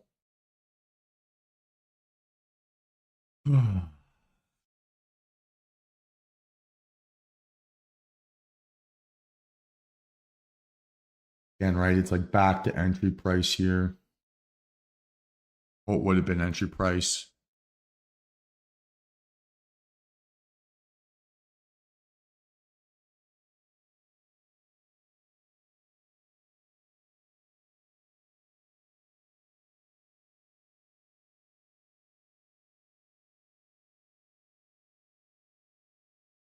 And that's too much risk.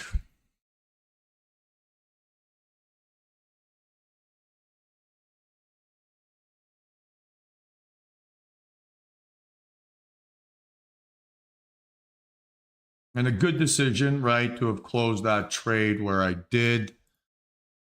Would have now been a stop out. Frustrating.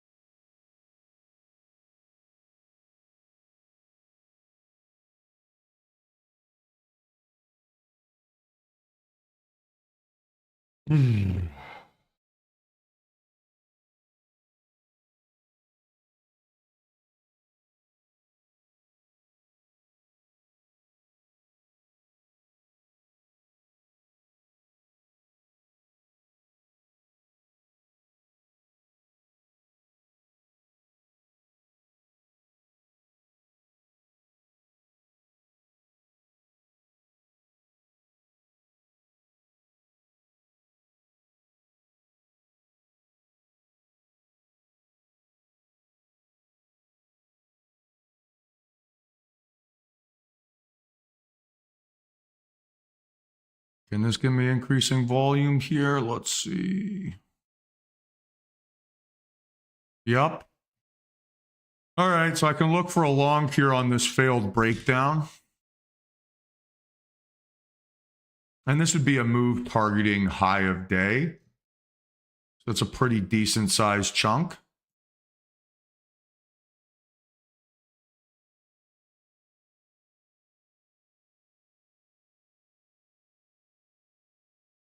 We probably don't want to see this thing break down too far under 100, right? If it's going to find support, we should use that 100 as our shelf for sure.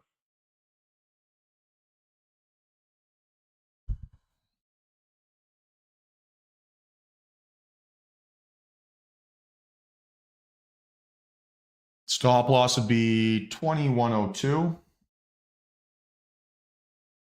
I'd be looking at 2 contracts here.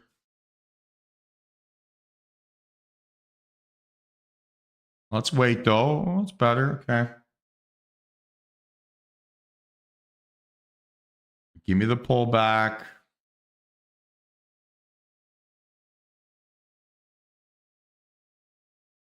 Hey guys, I am in average price 2109, 2109.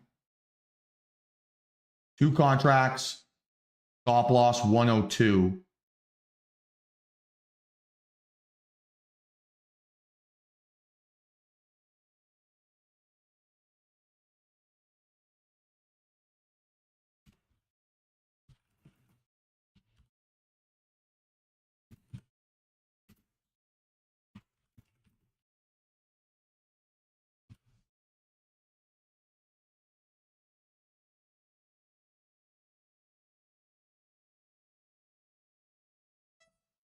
Motherfucker.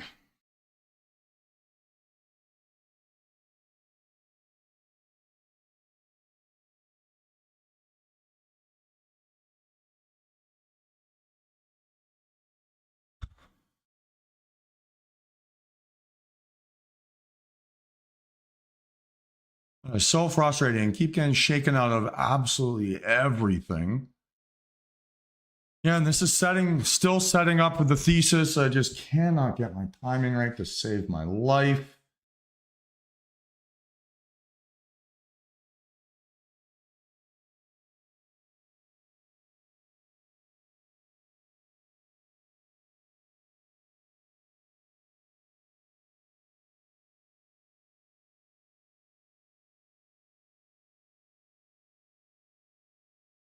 Oh,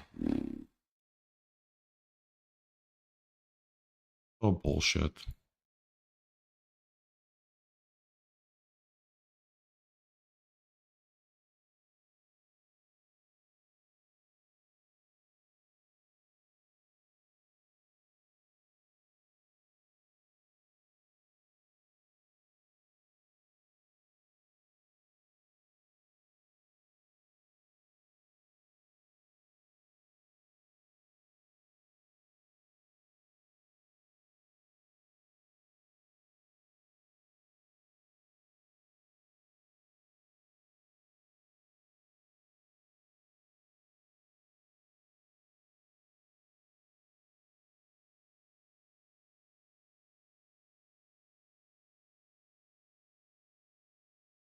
Okay, I'm looking for an entry here again. Stop loss would be 92.25.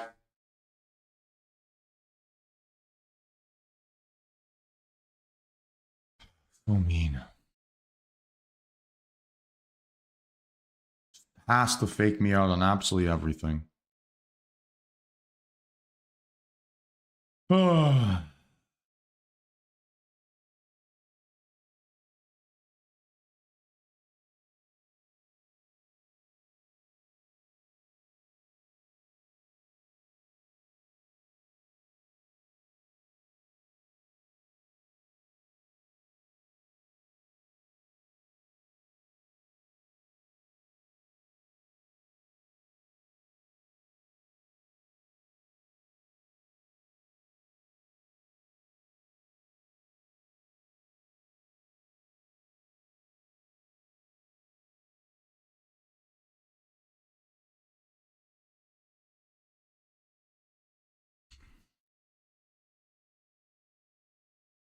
So frustrating.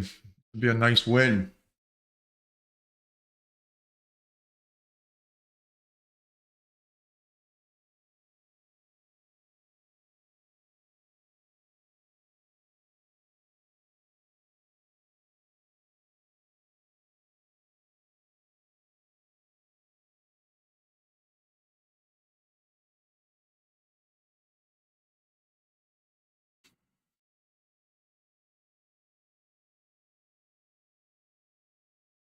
CL, I'm waiting for it to break out above that fake out high.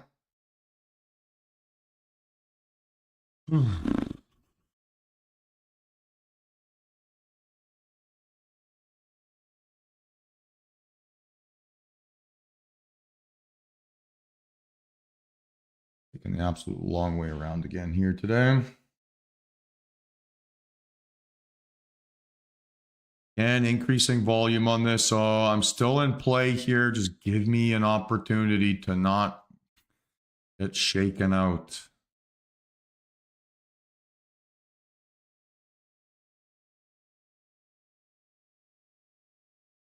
Okay, so be looking at a 125 stop loss. Oh, so scary.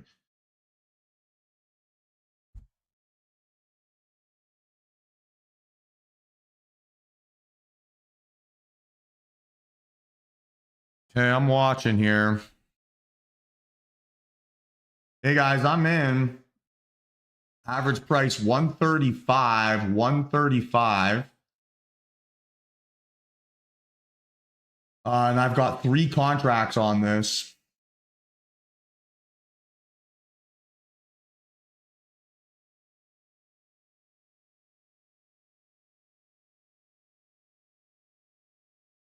Stop loss is 125.75.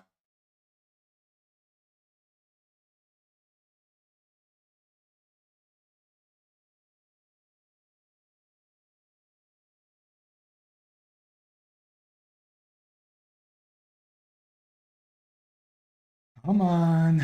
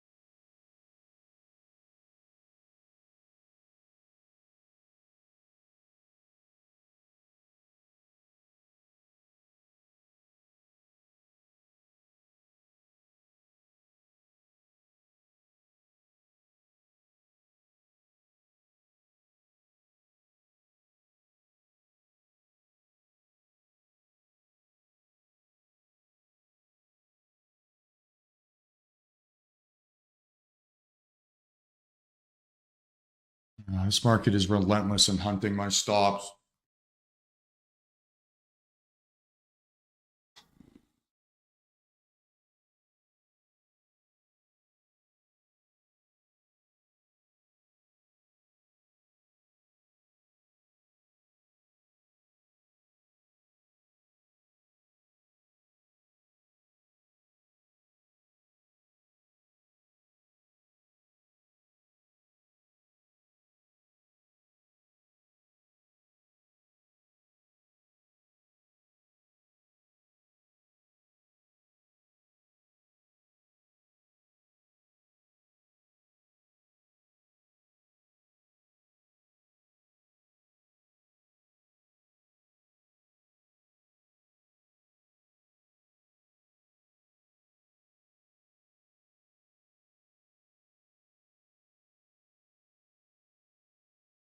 Do this.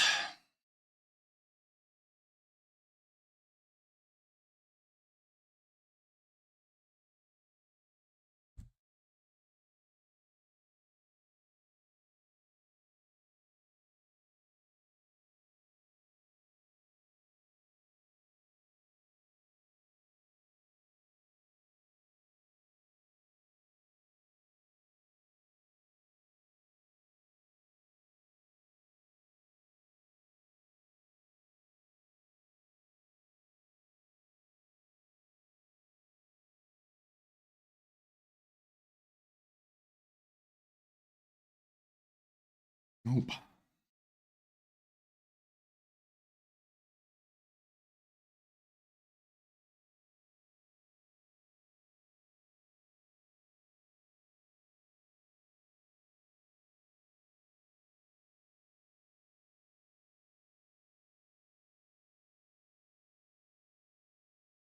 So now your stop would have to be 125.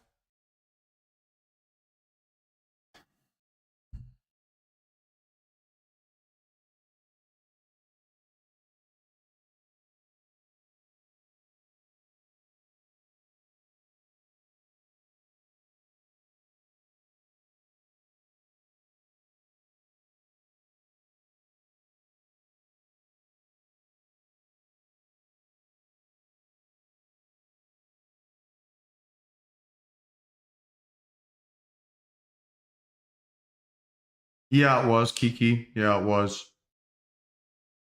10 points, 3 contracts.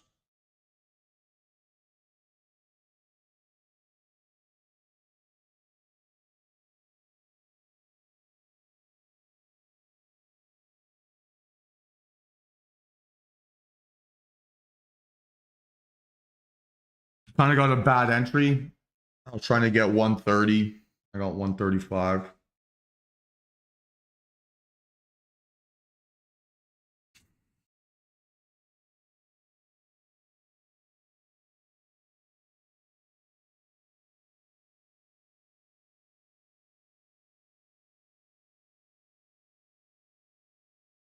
Back to entry price is so annoying.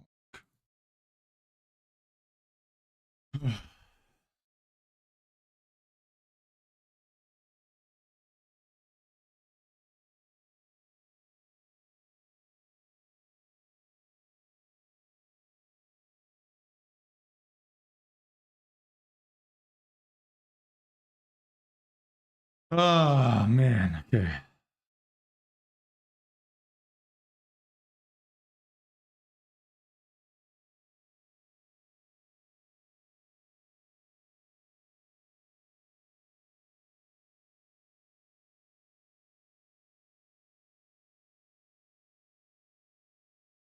Yeah, I want the aggressive technique here. So 122 stop. Long.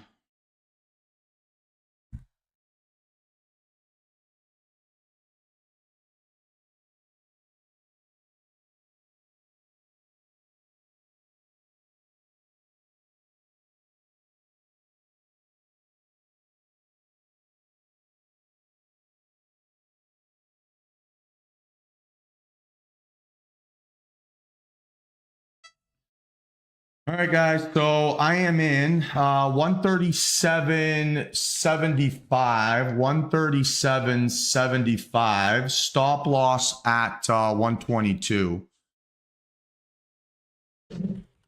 Oops.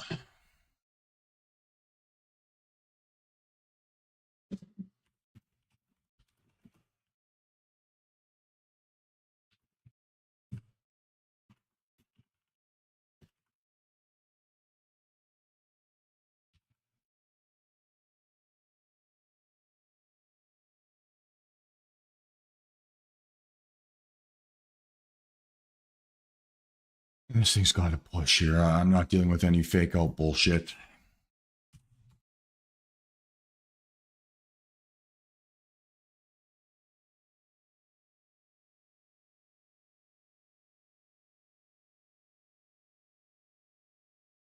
Come on.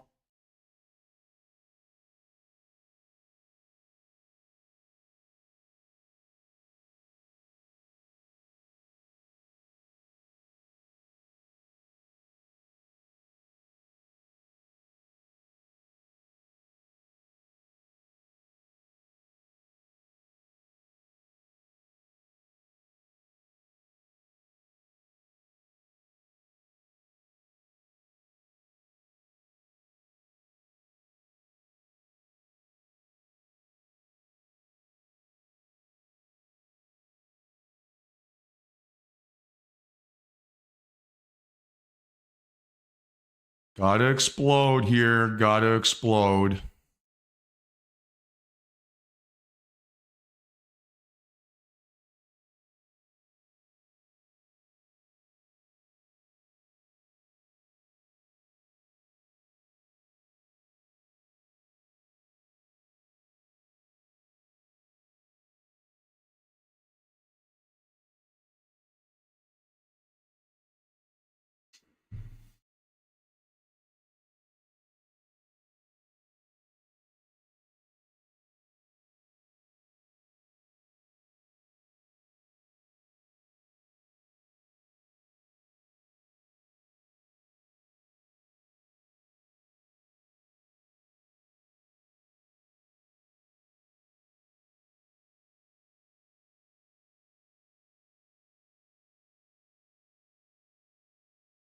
Come on. Keep pushing here. Keep pushing. Breakout over 150. That's what we need.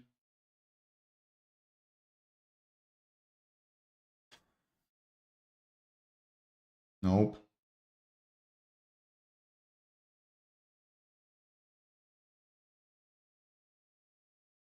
Come on.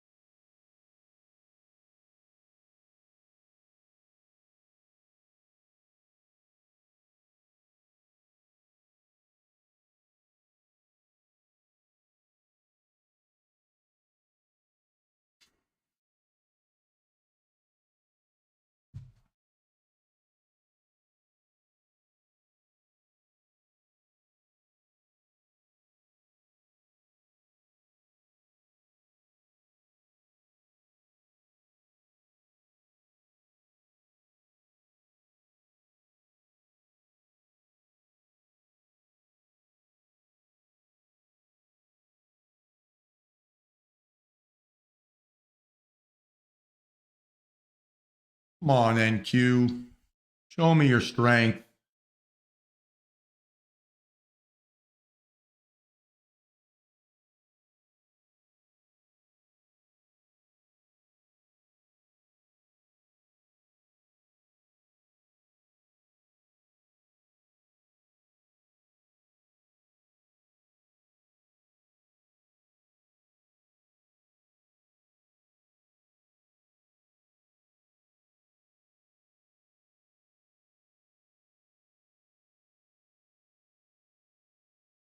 It's just it's a tough close.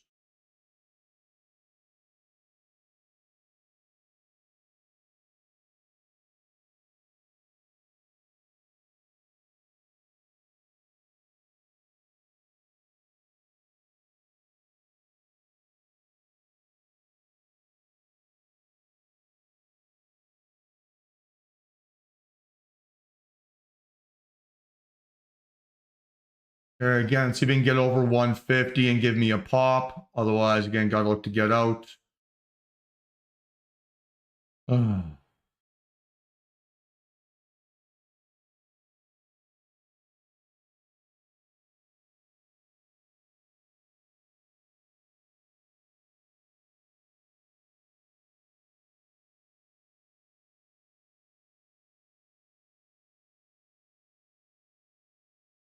Come on, rocket ship time. Come on.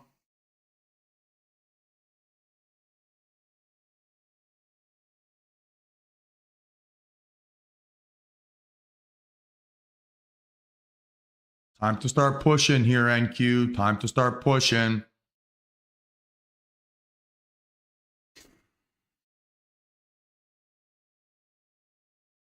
Now we need to get over 160, right? And hold this with some enthusiasm. Oh my God.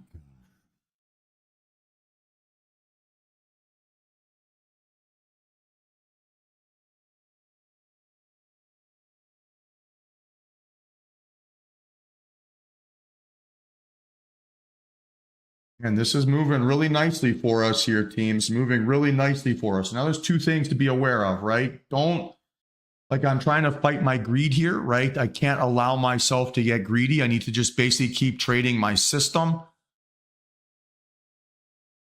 And if we can keep doing that, right, we can try to run this thing up a little bit higher if it wants to continue to cooperate. If it stops moving the way that I want, I have to get out, right? Then just take this win for what it is.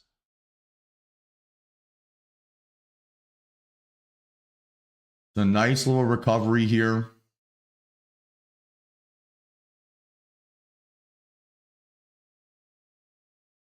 This candle has to close above 160. Has to close above 160. We got 20 seconds here to still judge this. If I ever feel like I need to trail my stop loss, I think that's time for me to just get out of that position. What I'm looking for here, Nick, right, is for 2 out of 3 things to be strong on this candle as it closes. So I want to see a strong candle shape. I want to see a strong volume profile, and I want it to hold above my previous areas of resistance. So it kind of accomplished all of my objectives there. So I've got no reason to get out of this position yet. So let's see if this thing can maybe give me a bit of follow through here. I can maybe look to add in another contract potentially on a pyramid. As long as it continues to basically hold that 160 target here.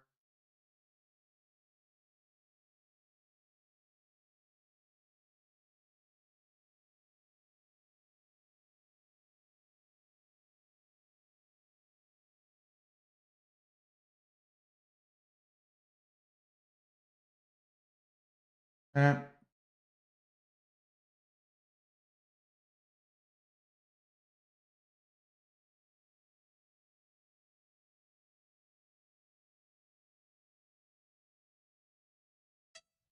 All right, guys. So I have now added to 5 total contracts. 5 total contracts. My average price 149.25. Average price now 149.25. Stop loss 161. So worst case scenario here, I'm protecting a win. Best case scenario, I get some nice follow through. And I'm trying to manage this like a hawk, right? So just bear with me. I'll tell you guys my execution here in a second.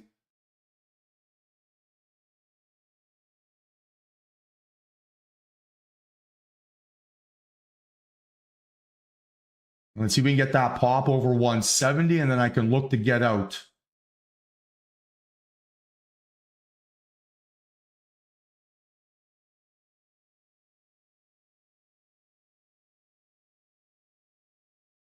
So give me a nice little pop here. Give me a nice little pop.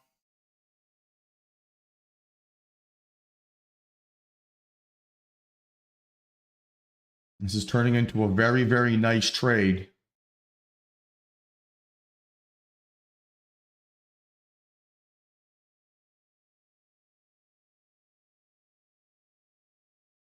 Come on, there we go. Give me a little bit more here. Give me a little bit more.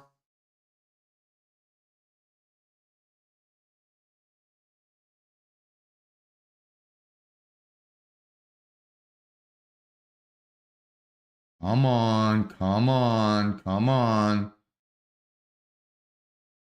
You got this, NQ. I believe in you.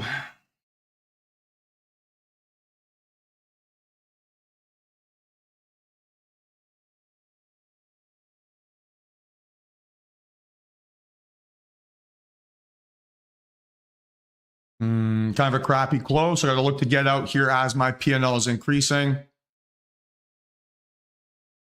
All right, guys, I have closed that trade. I have closed that trade.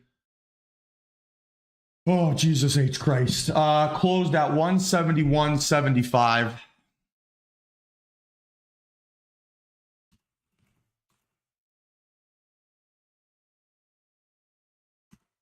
I took the long way around here to now being up $221.76. Oh.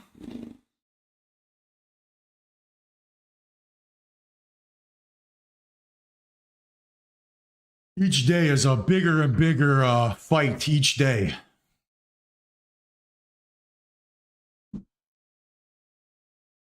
Nice work, Preet. Nice work. Yeah, it's nice to fight back. It's also why my system is designed this way, right?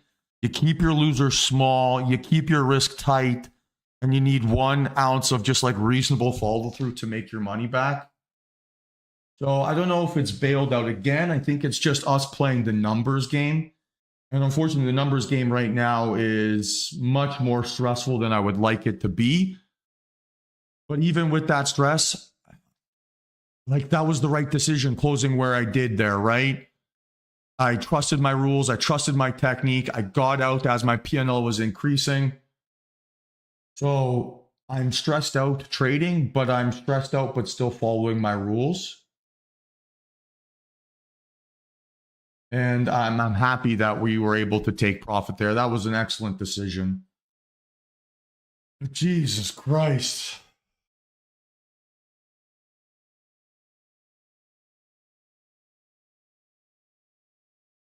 A really good decision, guys, right? Look at this. So again, we judge our candles, right? We need to see strong candle shape, increasing volume, and holding higher highs. We got 1 out of 3 on that candle, right? So that's our cue to get out. Oh, so following your rules is stressful and it's tough and it's frustrating. But boy, oh boy, does it save our ass, right? Oh, NQ was having, it was like, it was treating me like I was Paul Giamatti in Billions. Going to that, like, black room, dark door, and just hoping for pain and torture. That's what NQ was today.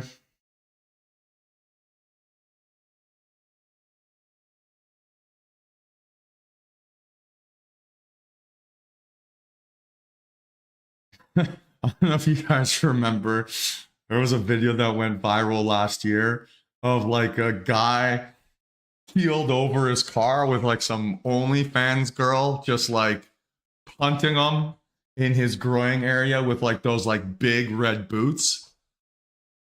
That's what trading NQ feels like right now.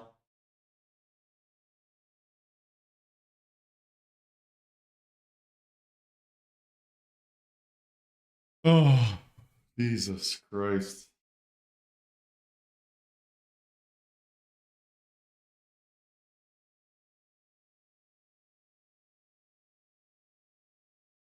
Oh, yeah, NQ and I were having a very tumultuous marriage here at the moment.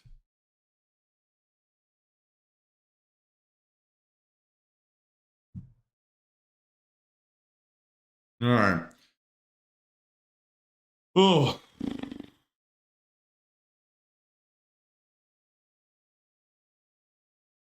again, nearly top tick that right on our close. It's pretty awesome, guys. It's pretty awesome. Oh, but boy, boy.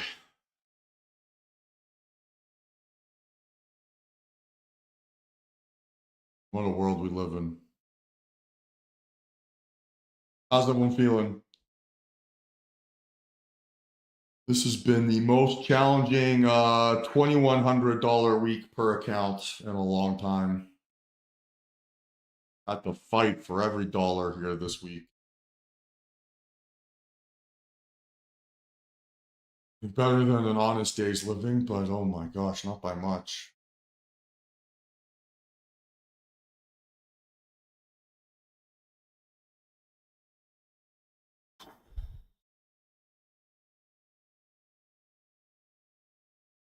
Yeah, I definitely will.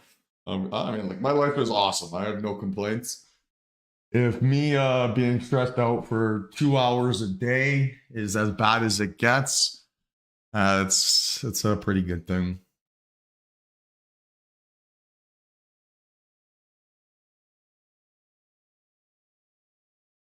I hear that, James. I hear that.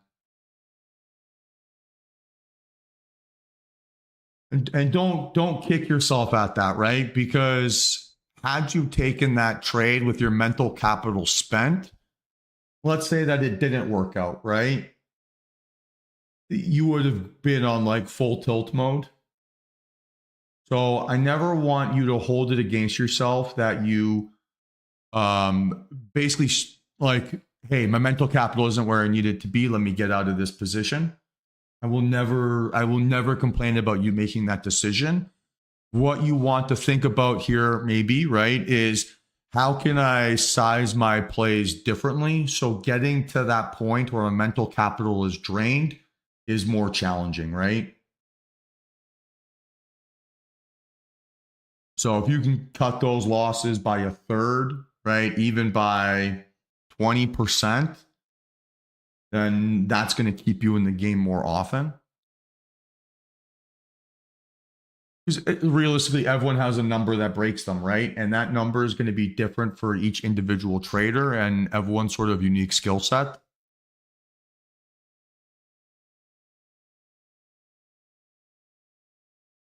And there's been multiple times here this week, right, where I have flirted both on the upside and to the downside of like my max loss number. But I felt my mental capital to be pretty reasonable, all things considered. Like I've been annoyed with the fake outs; they're driving me nuts.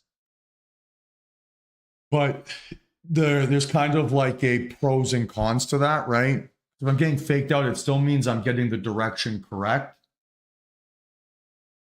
It's like I'm kind of seeing the market. Well, maybe that's hopium and cope, but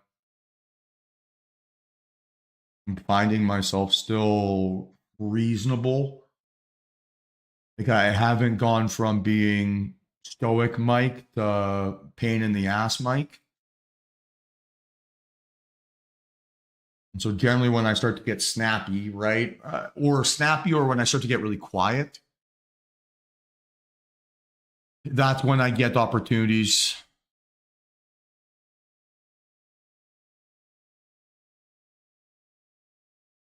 Or like when I get snappy or when I start to get quiet, right? That's generally when I start to get tilted.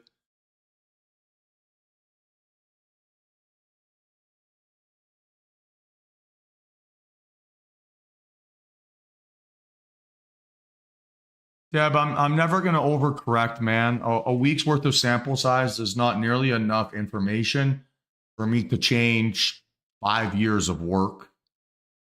So, your thesis, your setups, the way you trade, it works cyclically, right? There's times where it works more effectively. There's times where it works less effectively. And you basically just have to survive through those moments until things perk back up.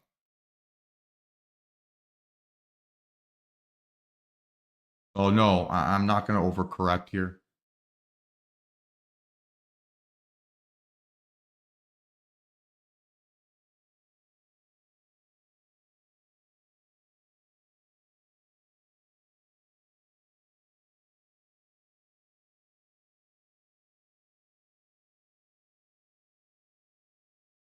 Sounds good, Vinny. Have yourself a great weekend, man. And you too, Antonin.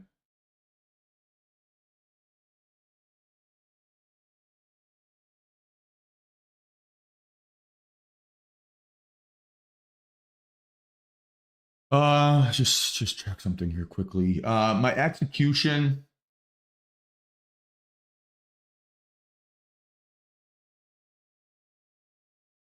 was on my pyramid, right? Was 166.25. 166.25. And then closed right at 172. Or 171.75. So pretty good ad, right? Pretty good ad.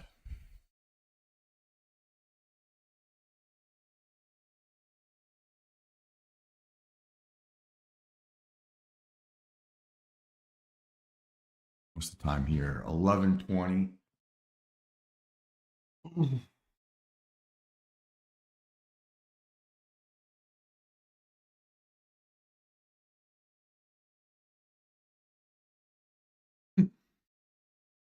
I'm not sure yet here, Ajay. Not sure yet. Just thinking about that a little bit.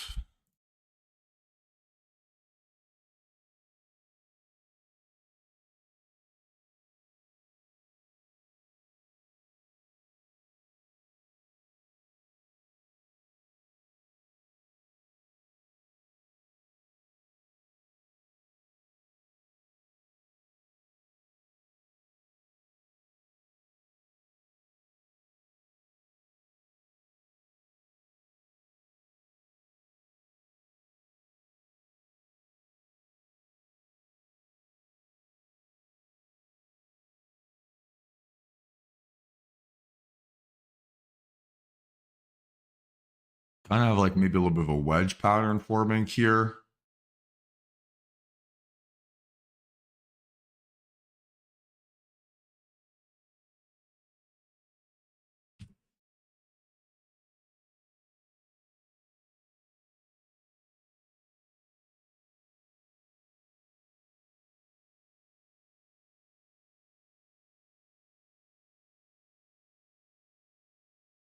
I mean, there's still some volatility potentially in store for us. Like this would probably be like the wedge break here, right? As like the low vol pullback type scenario would be probably most interesting. Targeting low of day.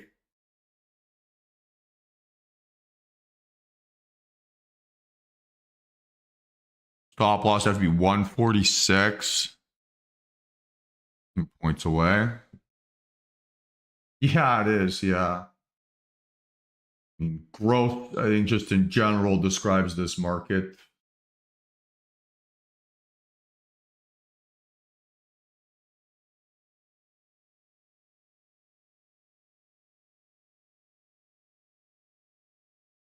That was way too fast, way too fast.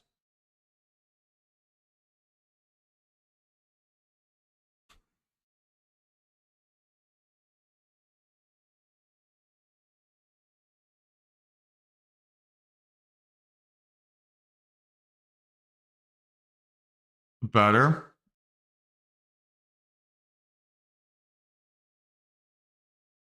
Okay, I'm watching here again. Be a one contract play. And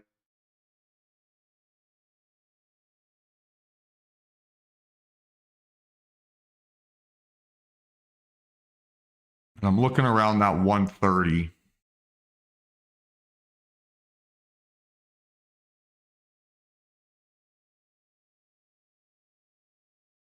Short, obviously, right? Short. Too fast, way too fast.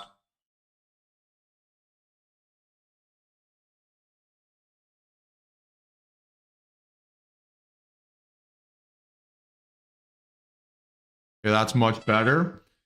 So I am in average price 134, one contract, stop at 146.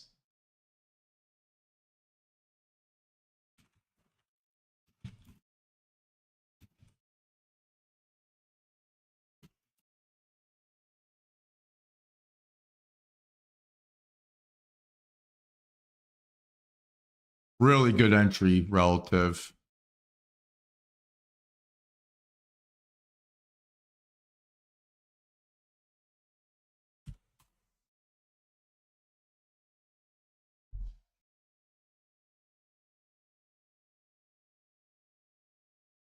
Well, that's good now.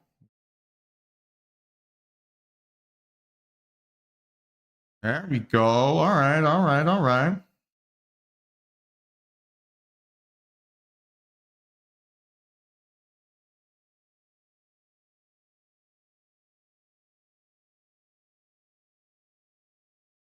Decent enough close. I don't think I have enough space to pyramid here.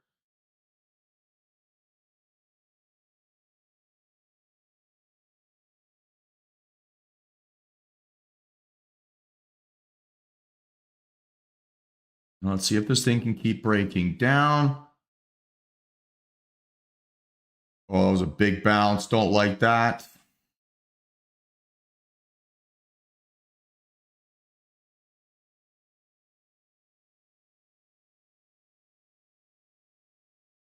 Okay, guys, I'm out of that. I am out of that.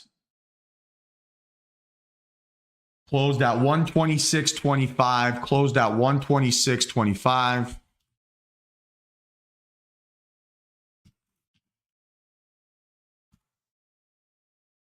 Nice little win, but I hated that little fake out bounce, right? How quickly it made a lower low there under 119 and then couldn't give me another go. Really frustrating, right? So I'm going to reset this. It was 100% the right decision, 100% the right decision. Puts me to 372.48 on the day. Woo. And almost back entry price. So yeah, really good call there. Really, really good call. Oh, what a life. Okay, so I could look at something like this, right? Stop would have to be 138. I'm not super enthusiastic about that.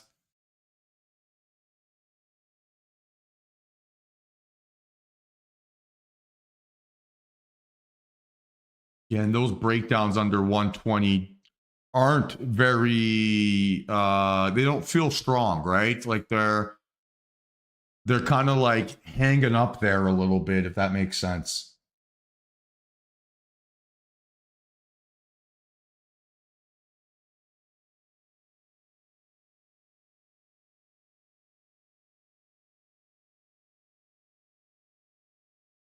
What a weird day. What a weird week.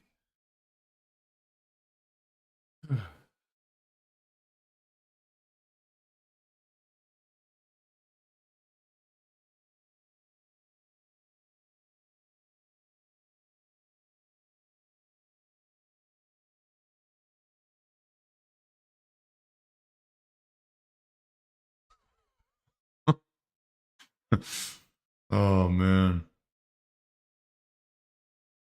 If this job doesn't make you laugh, cry, make fun of yourself, all on an intraday basis, are you even a trader? All right, so we can look potentially here for the aggressive entry technique here. 122.75 would be the stop loss. For now, I'd be a little bit higher now.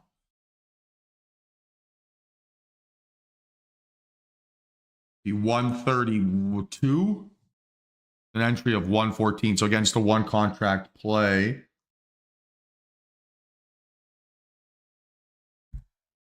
A short, obviously. Again, just targeting low of day.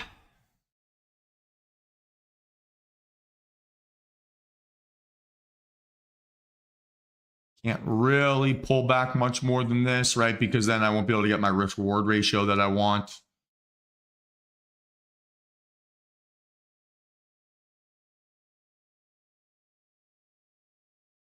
That 120, if I'm trying to be objective here, it's acting more like support, right, for an upside move than it is for a downside move.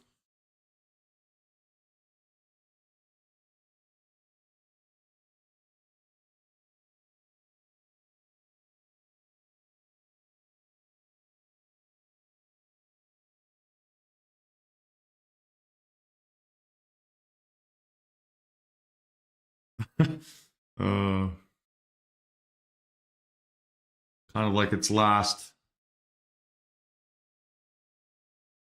hurrah.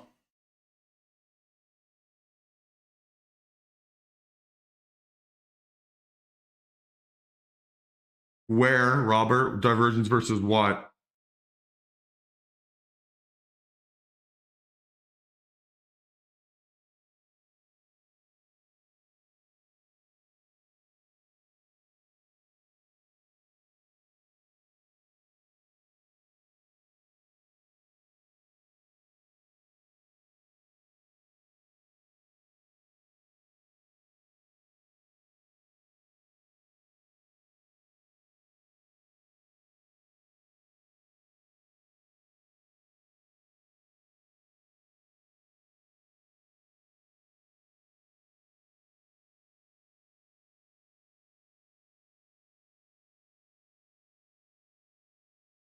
Let's see if ES can go outlier.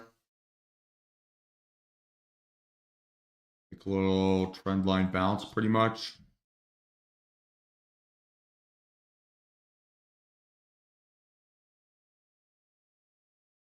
Oh, what a day. My gosh.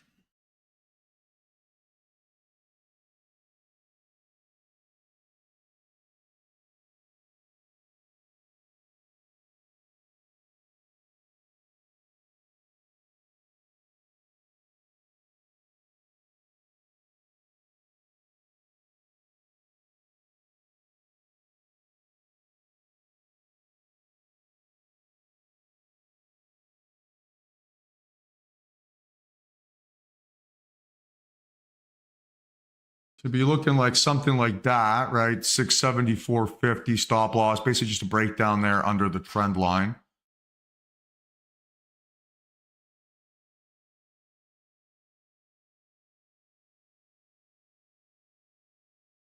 That's too fast.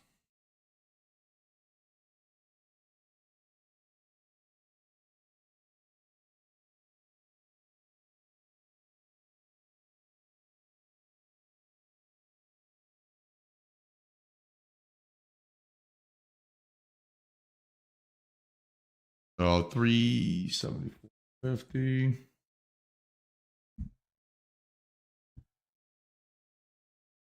You'd be looking at, 3 contracts, maybe 4.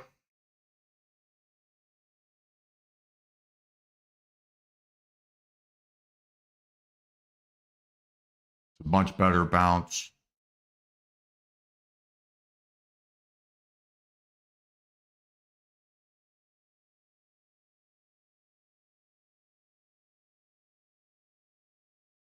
Nope. Nope. Nope. Nope. Nope. Nope. Nope. Nope. Nope.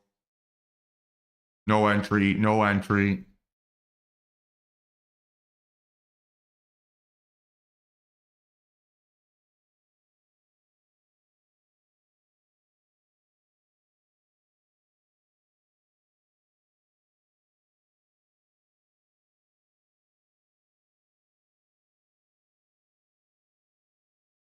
Now, could it be that we're faking out here? I could do this. 73.25.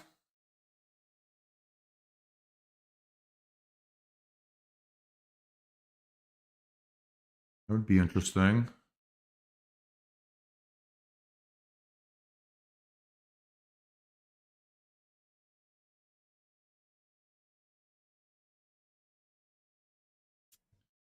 Just missed my entry there. Okay, now we're back down to 3 contracts.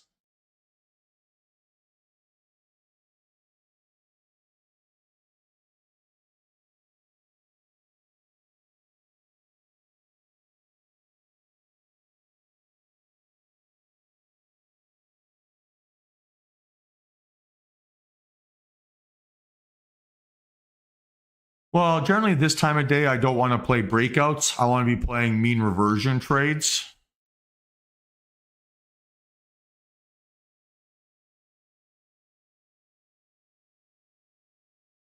Like time is more indicative that the low is in versus that you're going to make a new high.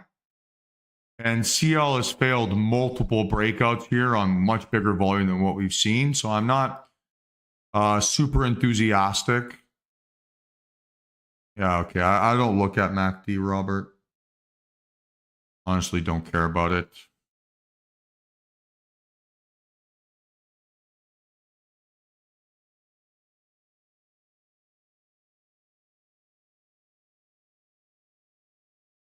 Okay, so I'm watching here still. I'm watching.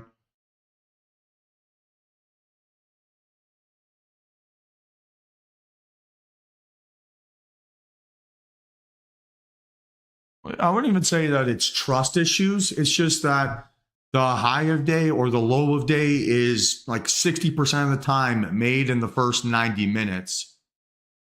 So now that we're well outside of that time frame, right? We're 2 hours into the day. It's just a lower probability setup. Right? So like mornings or early morning breakouts are more for like momentum trades. And then the later half of the morning, right, or these later afternoons are kind of more mean reversion looks once price action has settled down.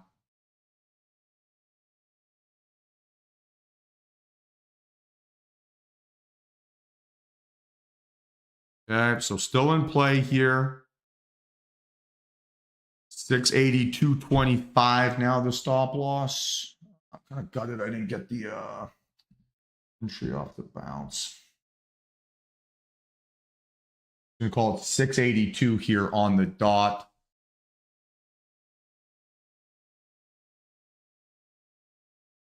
Okay, let's see how it finds support here right before we make any aggressive decisions. Okay, looking okay, looking okay.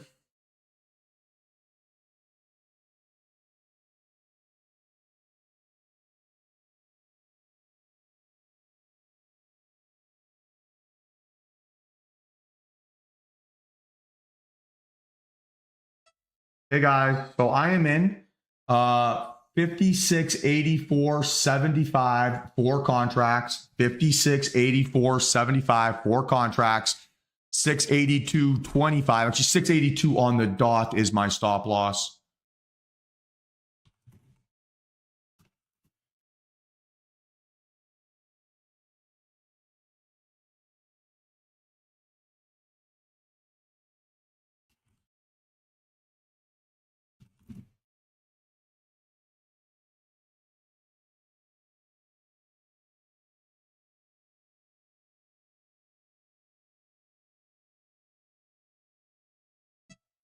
Okay, I took the stop.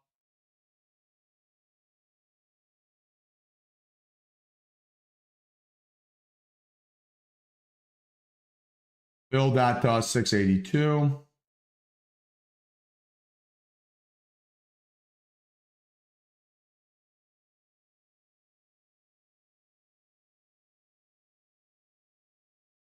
Just another fake out. Let's see.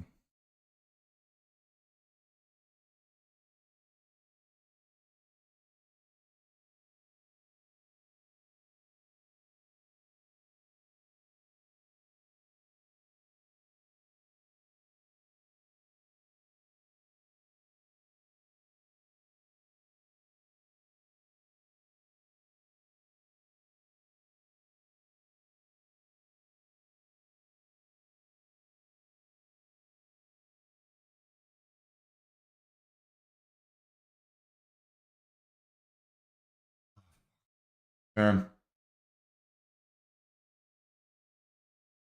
So 56.78, right, would be the stop here again. It keeps bouncing.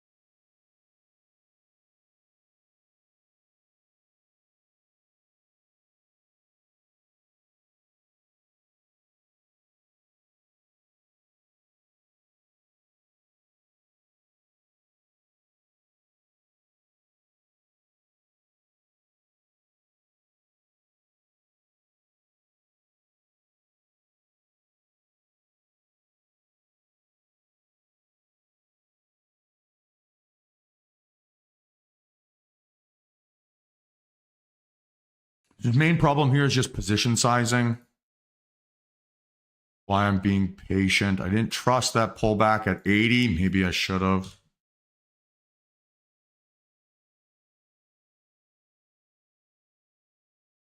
$8.39. This is what I'm worried about on CL, right? So just very challenging for us to sustain high a day.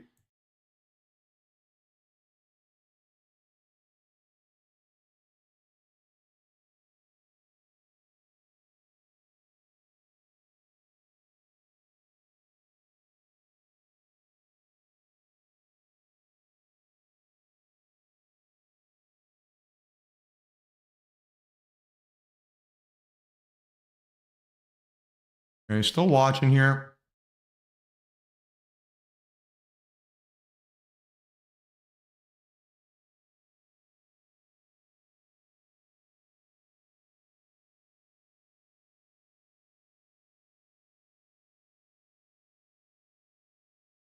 Okay, no entry.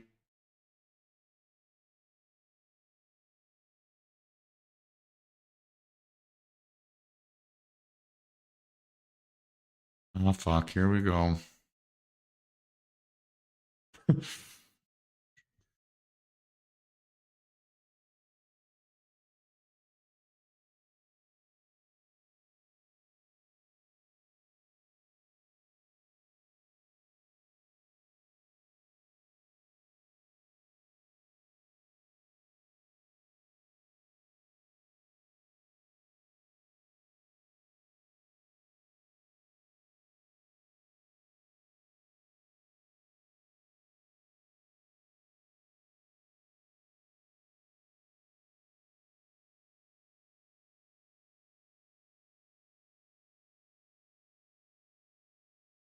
Well, like that, right, as your trend line resistance here.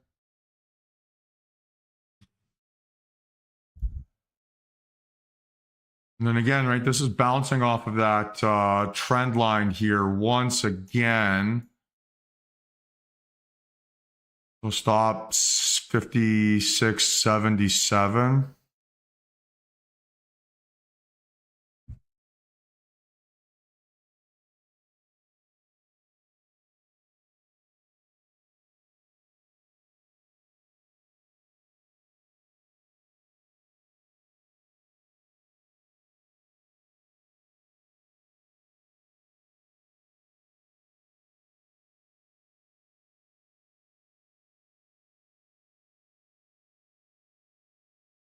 Just missed my execution there.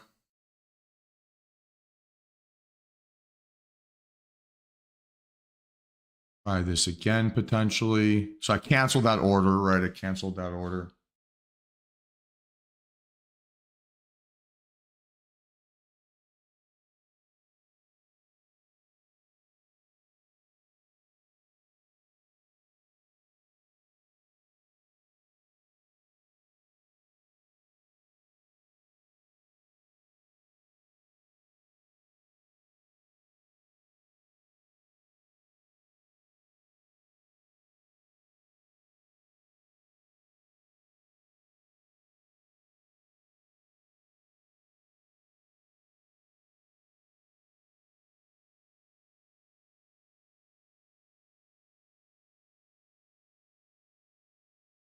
Again, just watching here very closely, watching here very closely.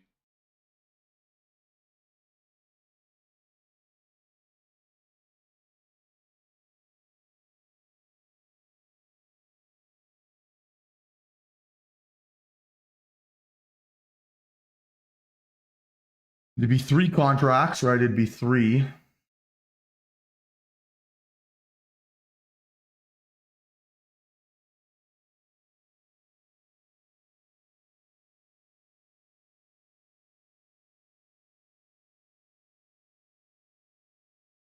Oh, just missed again.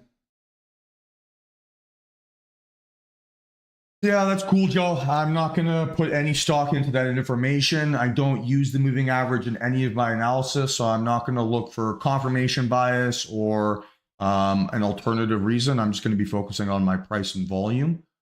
Obviously, I appreciate you sharing that, but I'm not going to be relying on that information.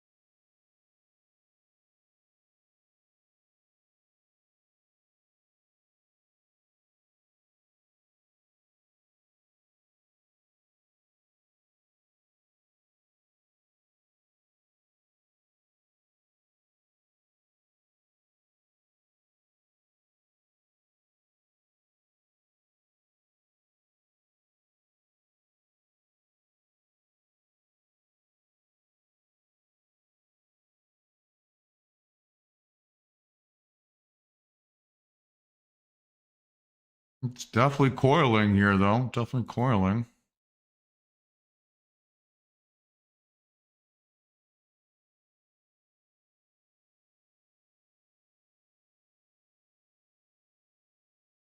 So yeah, good decision to stay away from CL.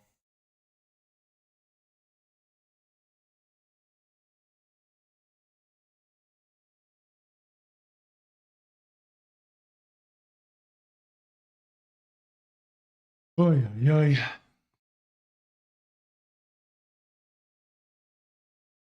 Again, so still watching here.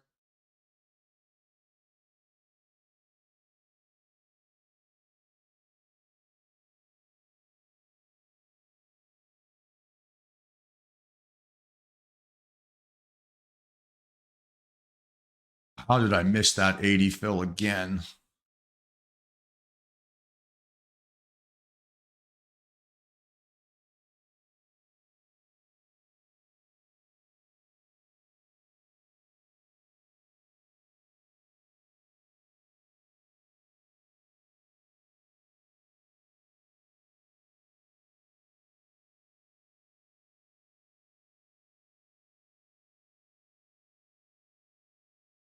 So 79.25 is your stop. I'm less enthusiastic about that. I would prefer to have that trend line support as my stop loss. Okay, maybe another chance here for this 680. Let's watch.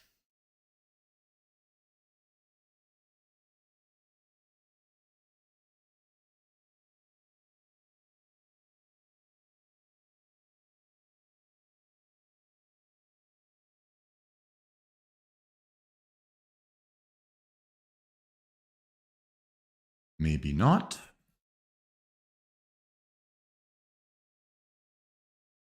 Okay, maybe you could play this ES trend line breakout. Similar concept here.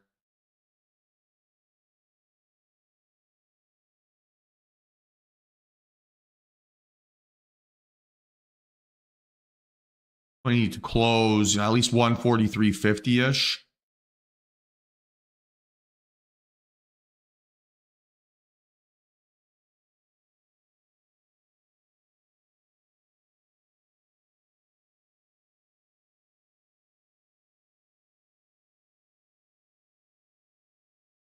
Probably not going to happen unless something crazy at the end.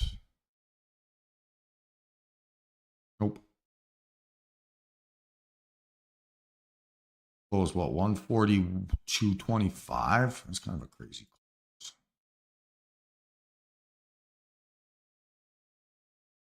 What's the risk here? 7 points. That's pretty reasonable.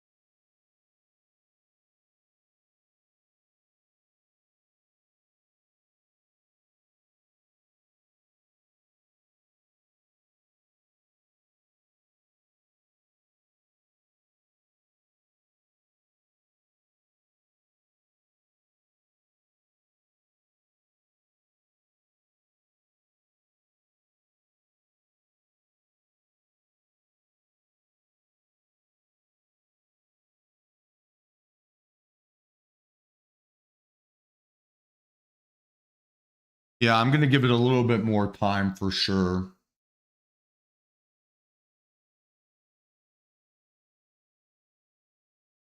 $8.49.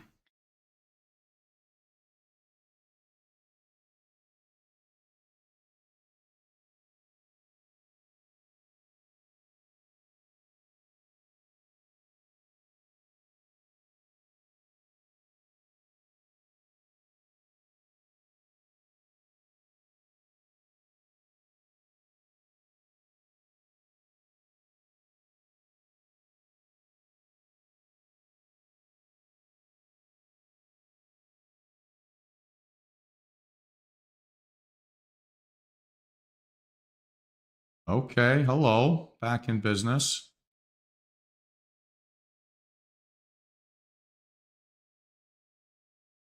So you need a 150 entry here, right, or better, 150. So this might be best as just waiting for this candle to close.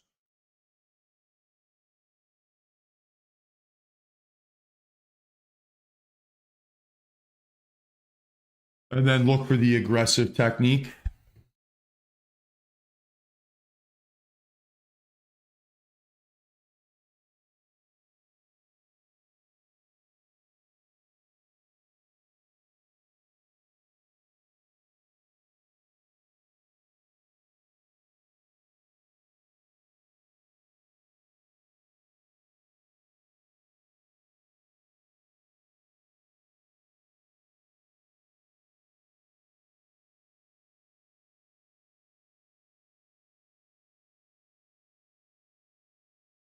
That happens, Hazel.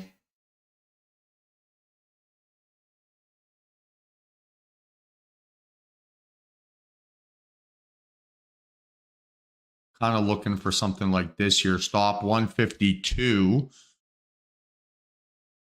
Oh, shame I missed my entry on this.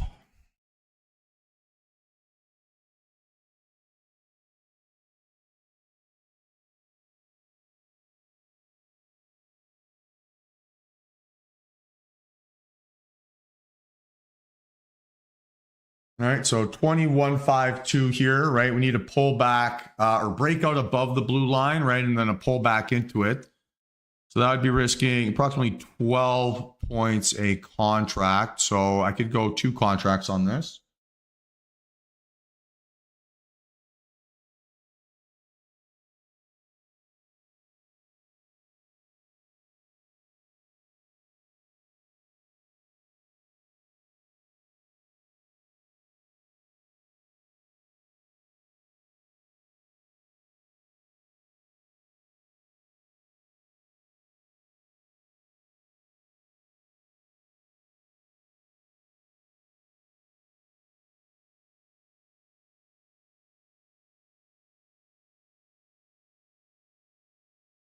I don't want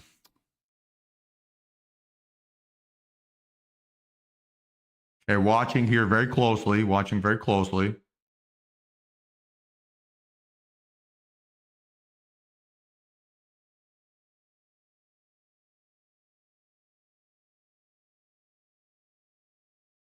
Hey guys, so I am in average price 162.25, 2 contracts.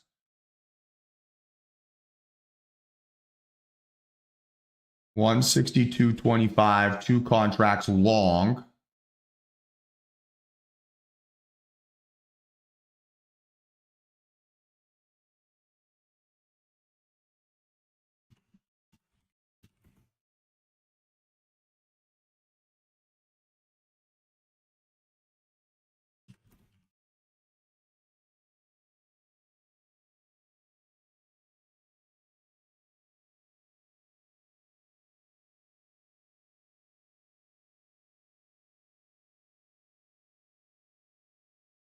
Okay, let's see if this thing can sustain here. Keep pushing, baby.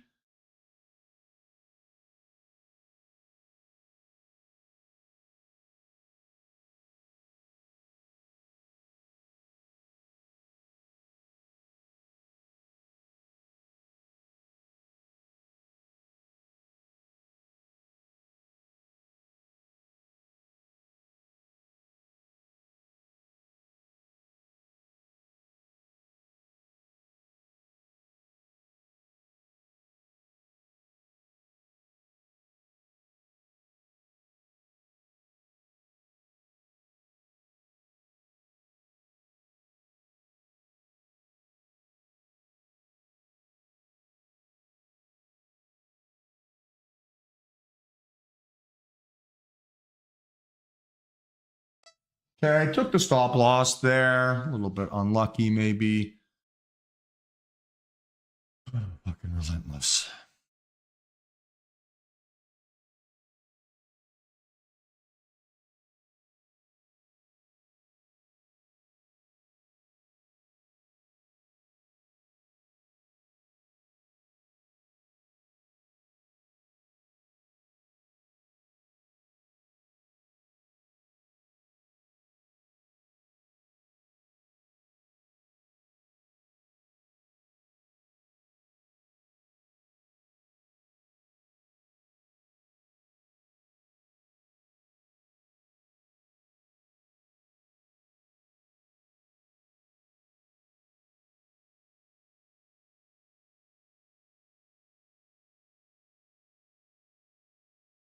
Okay, guys, I'm trying this again here. Just basically protecting myself against the fake out. I am in 151.75, stop loss 145.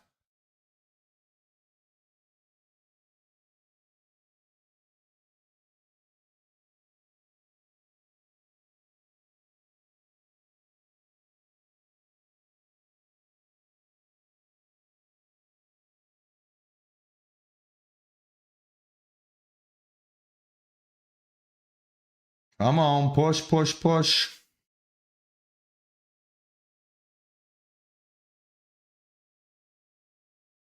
Stop loss, like I said, right? 145, stop loss 145.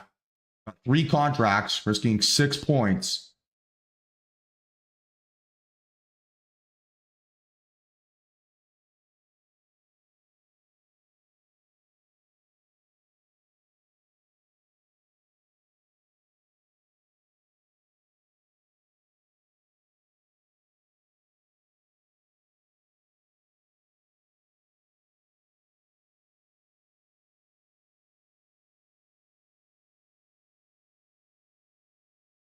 Push, push, push. Come on.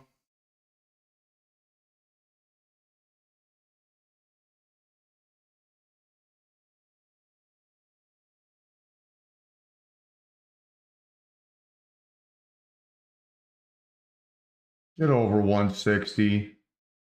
Get over. Push, push, push, push, push.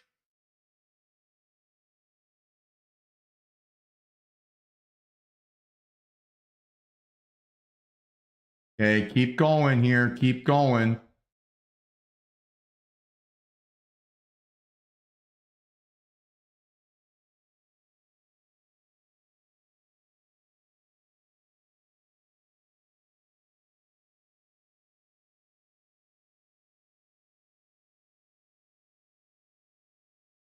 Come on, get over 160. You got this. There we go. So you can keep pushing here. Keep pushing.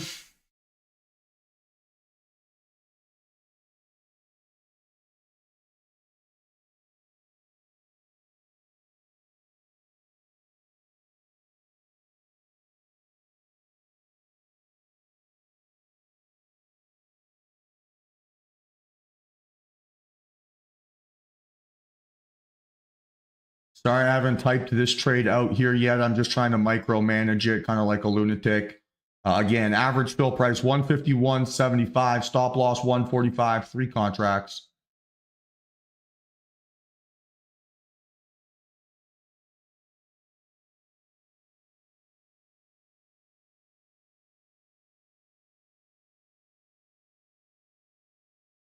Watching it to break above these highs, right? And then if I can get out on a decent sized pop, I'm going to be thrilled.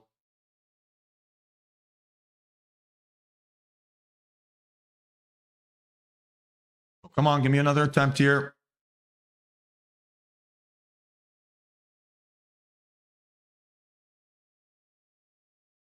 You got this. You got this. You got this.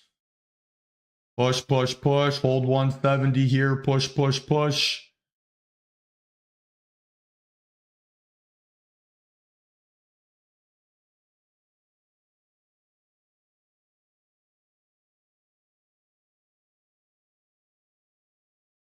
$168. Come on.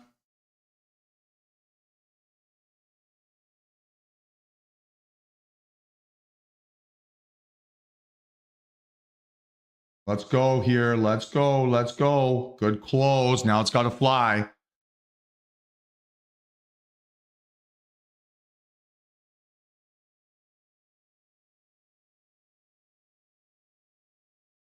Oh man, is this a pyramid opportunity?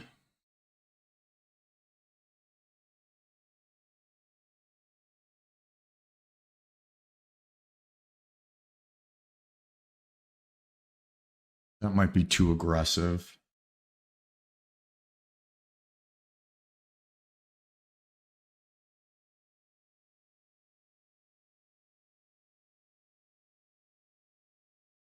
Probably have to be 161.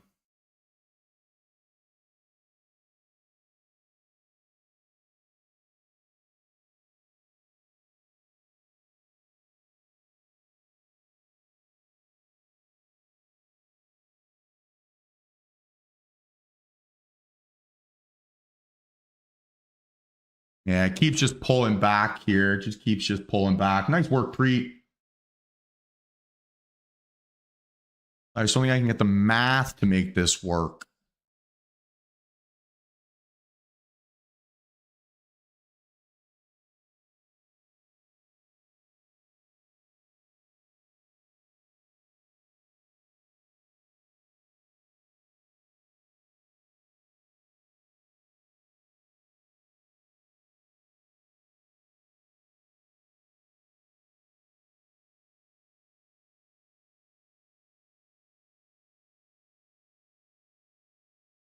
All right, so I bought more. I'm at 156 here, average price. And I'm going to look to get out of this pretty aggressively.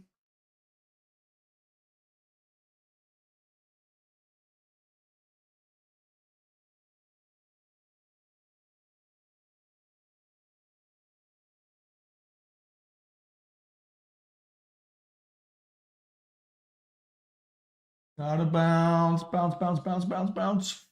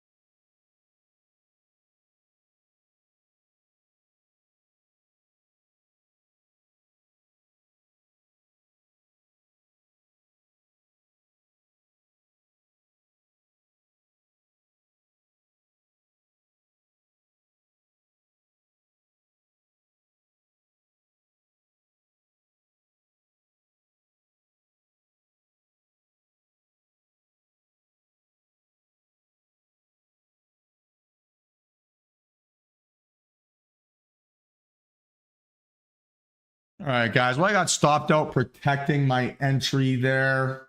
That pyramid was a little bit too aggressive.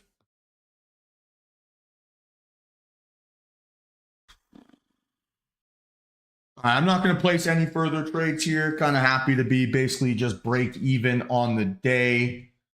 191.28. Oh, a lot of work for that.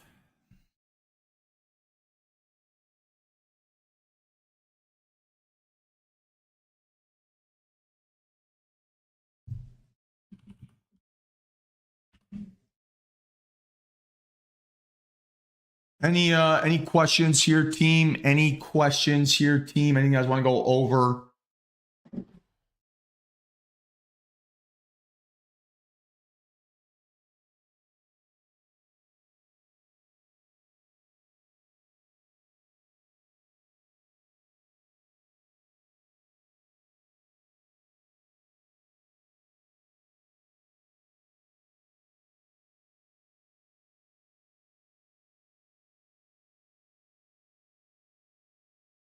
Any questions here, team? Any questions? Final call. Final call.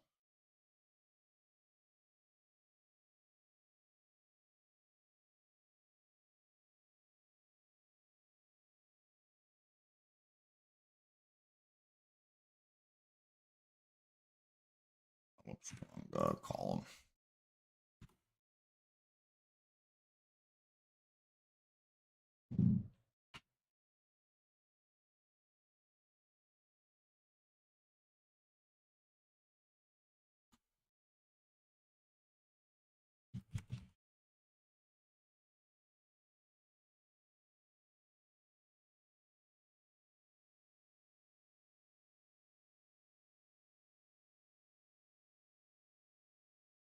And kind of a busy scalping day here for not much.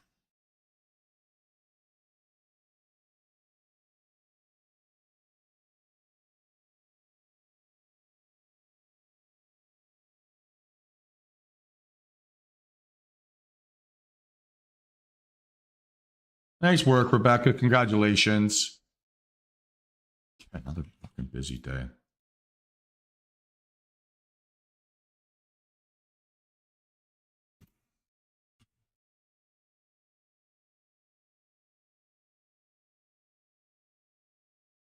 Any questions here, team? Any questions?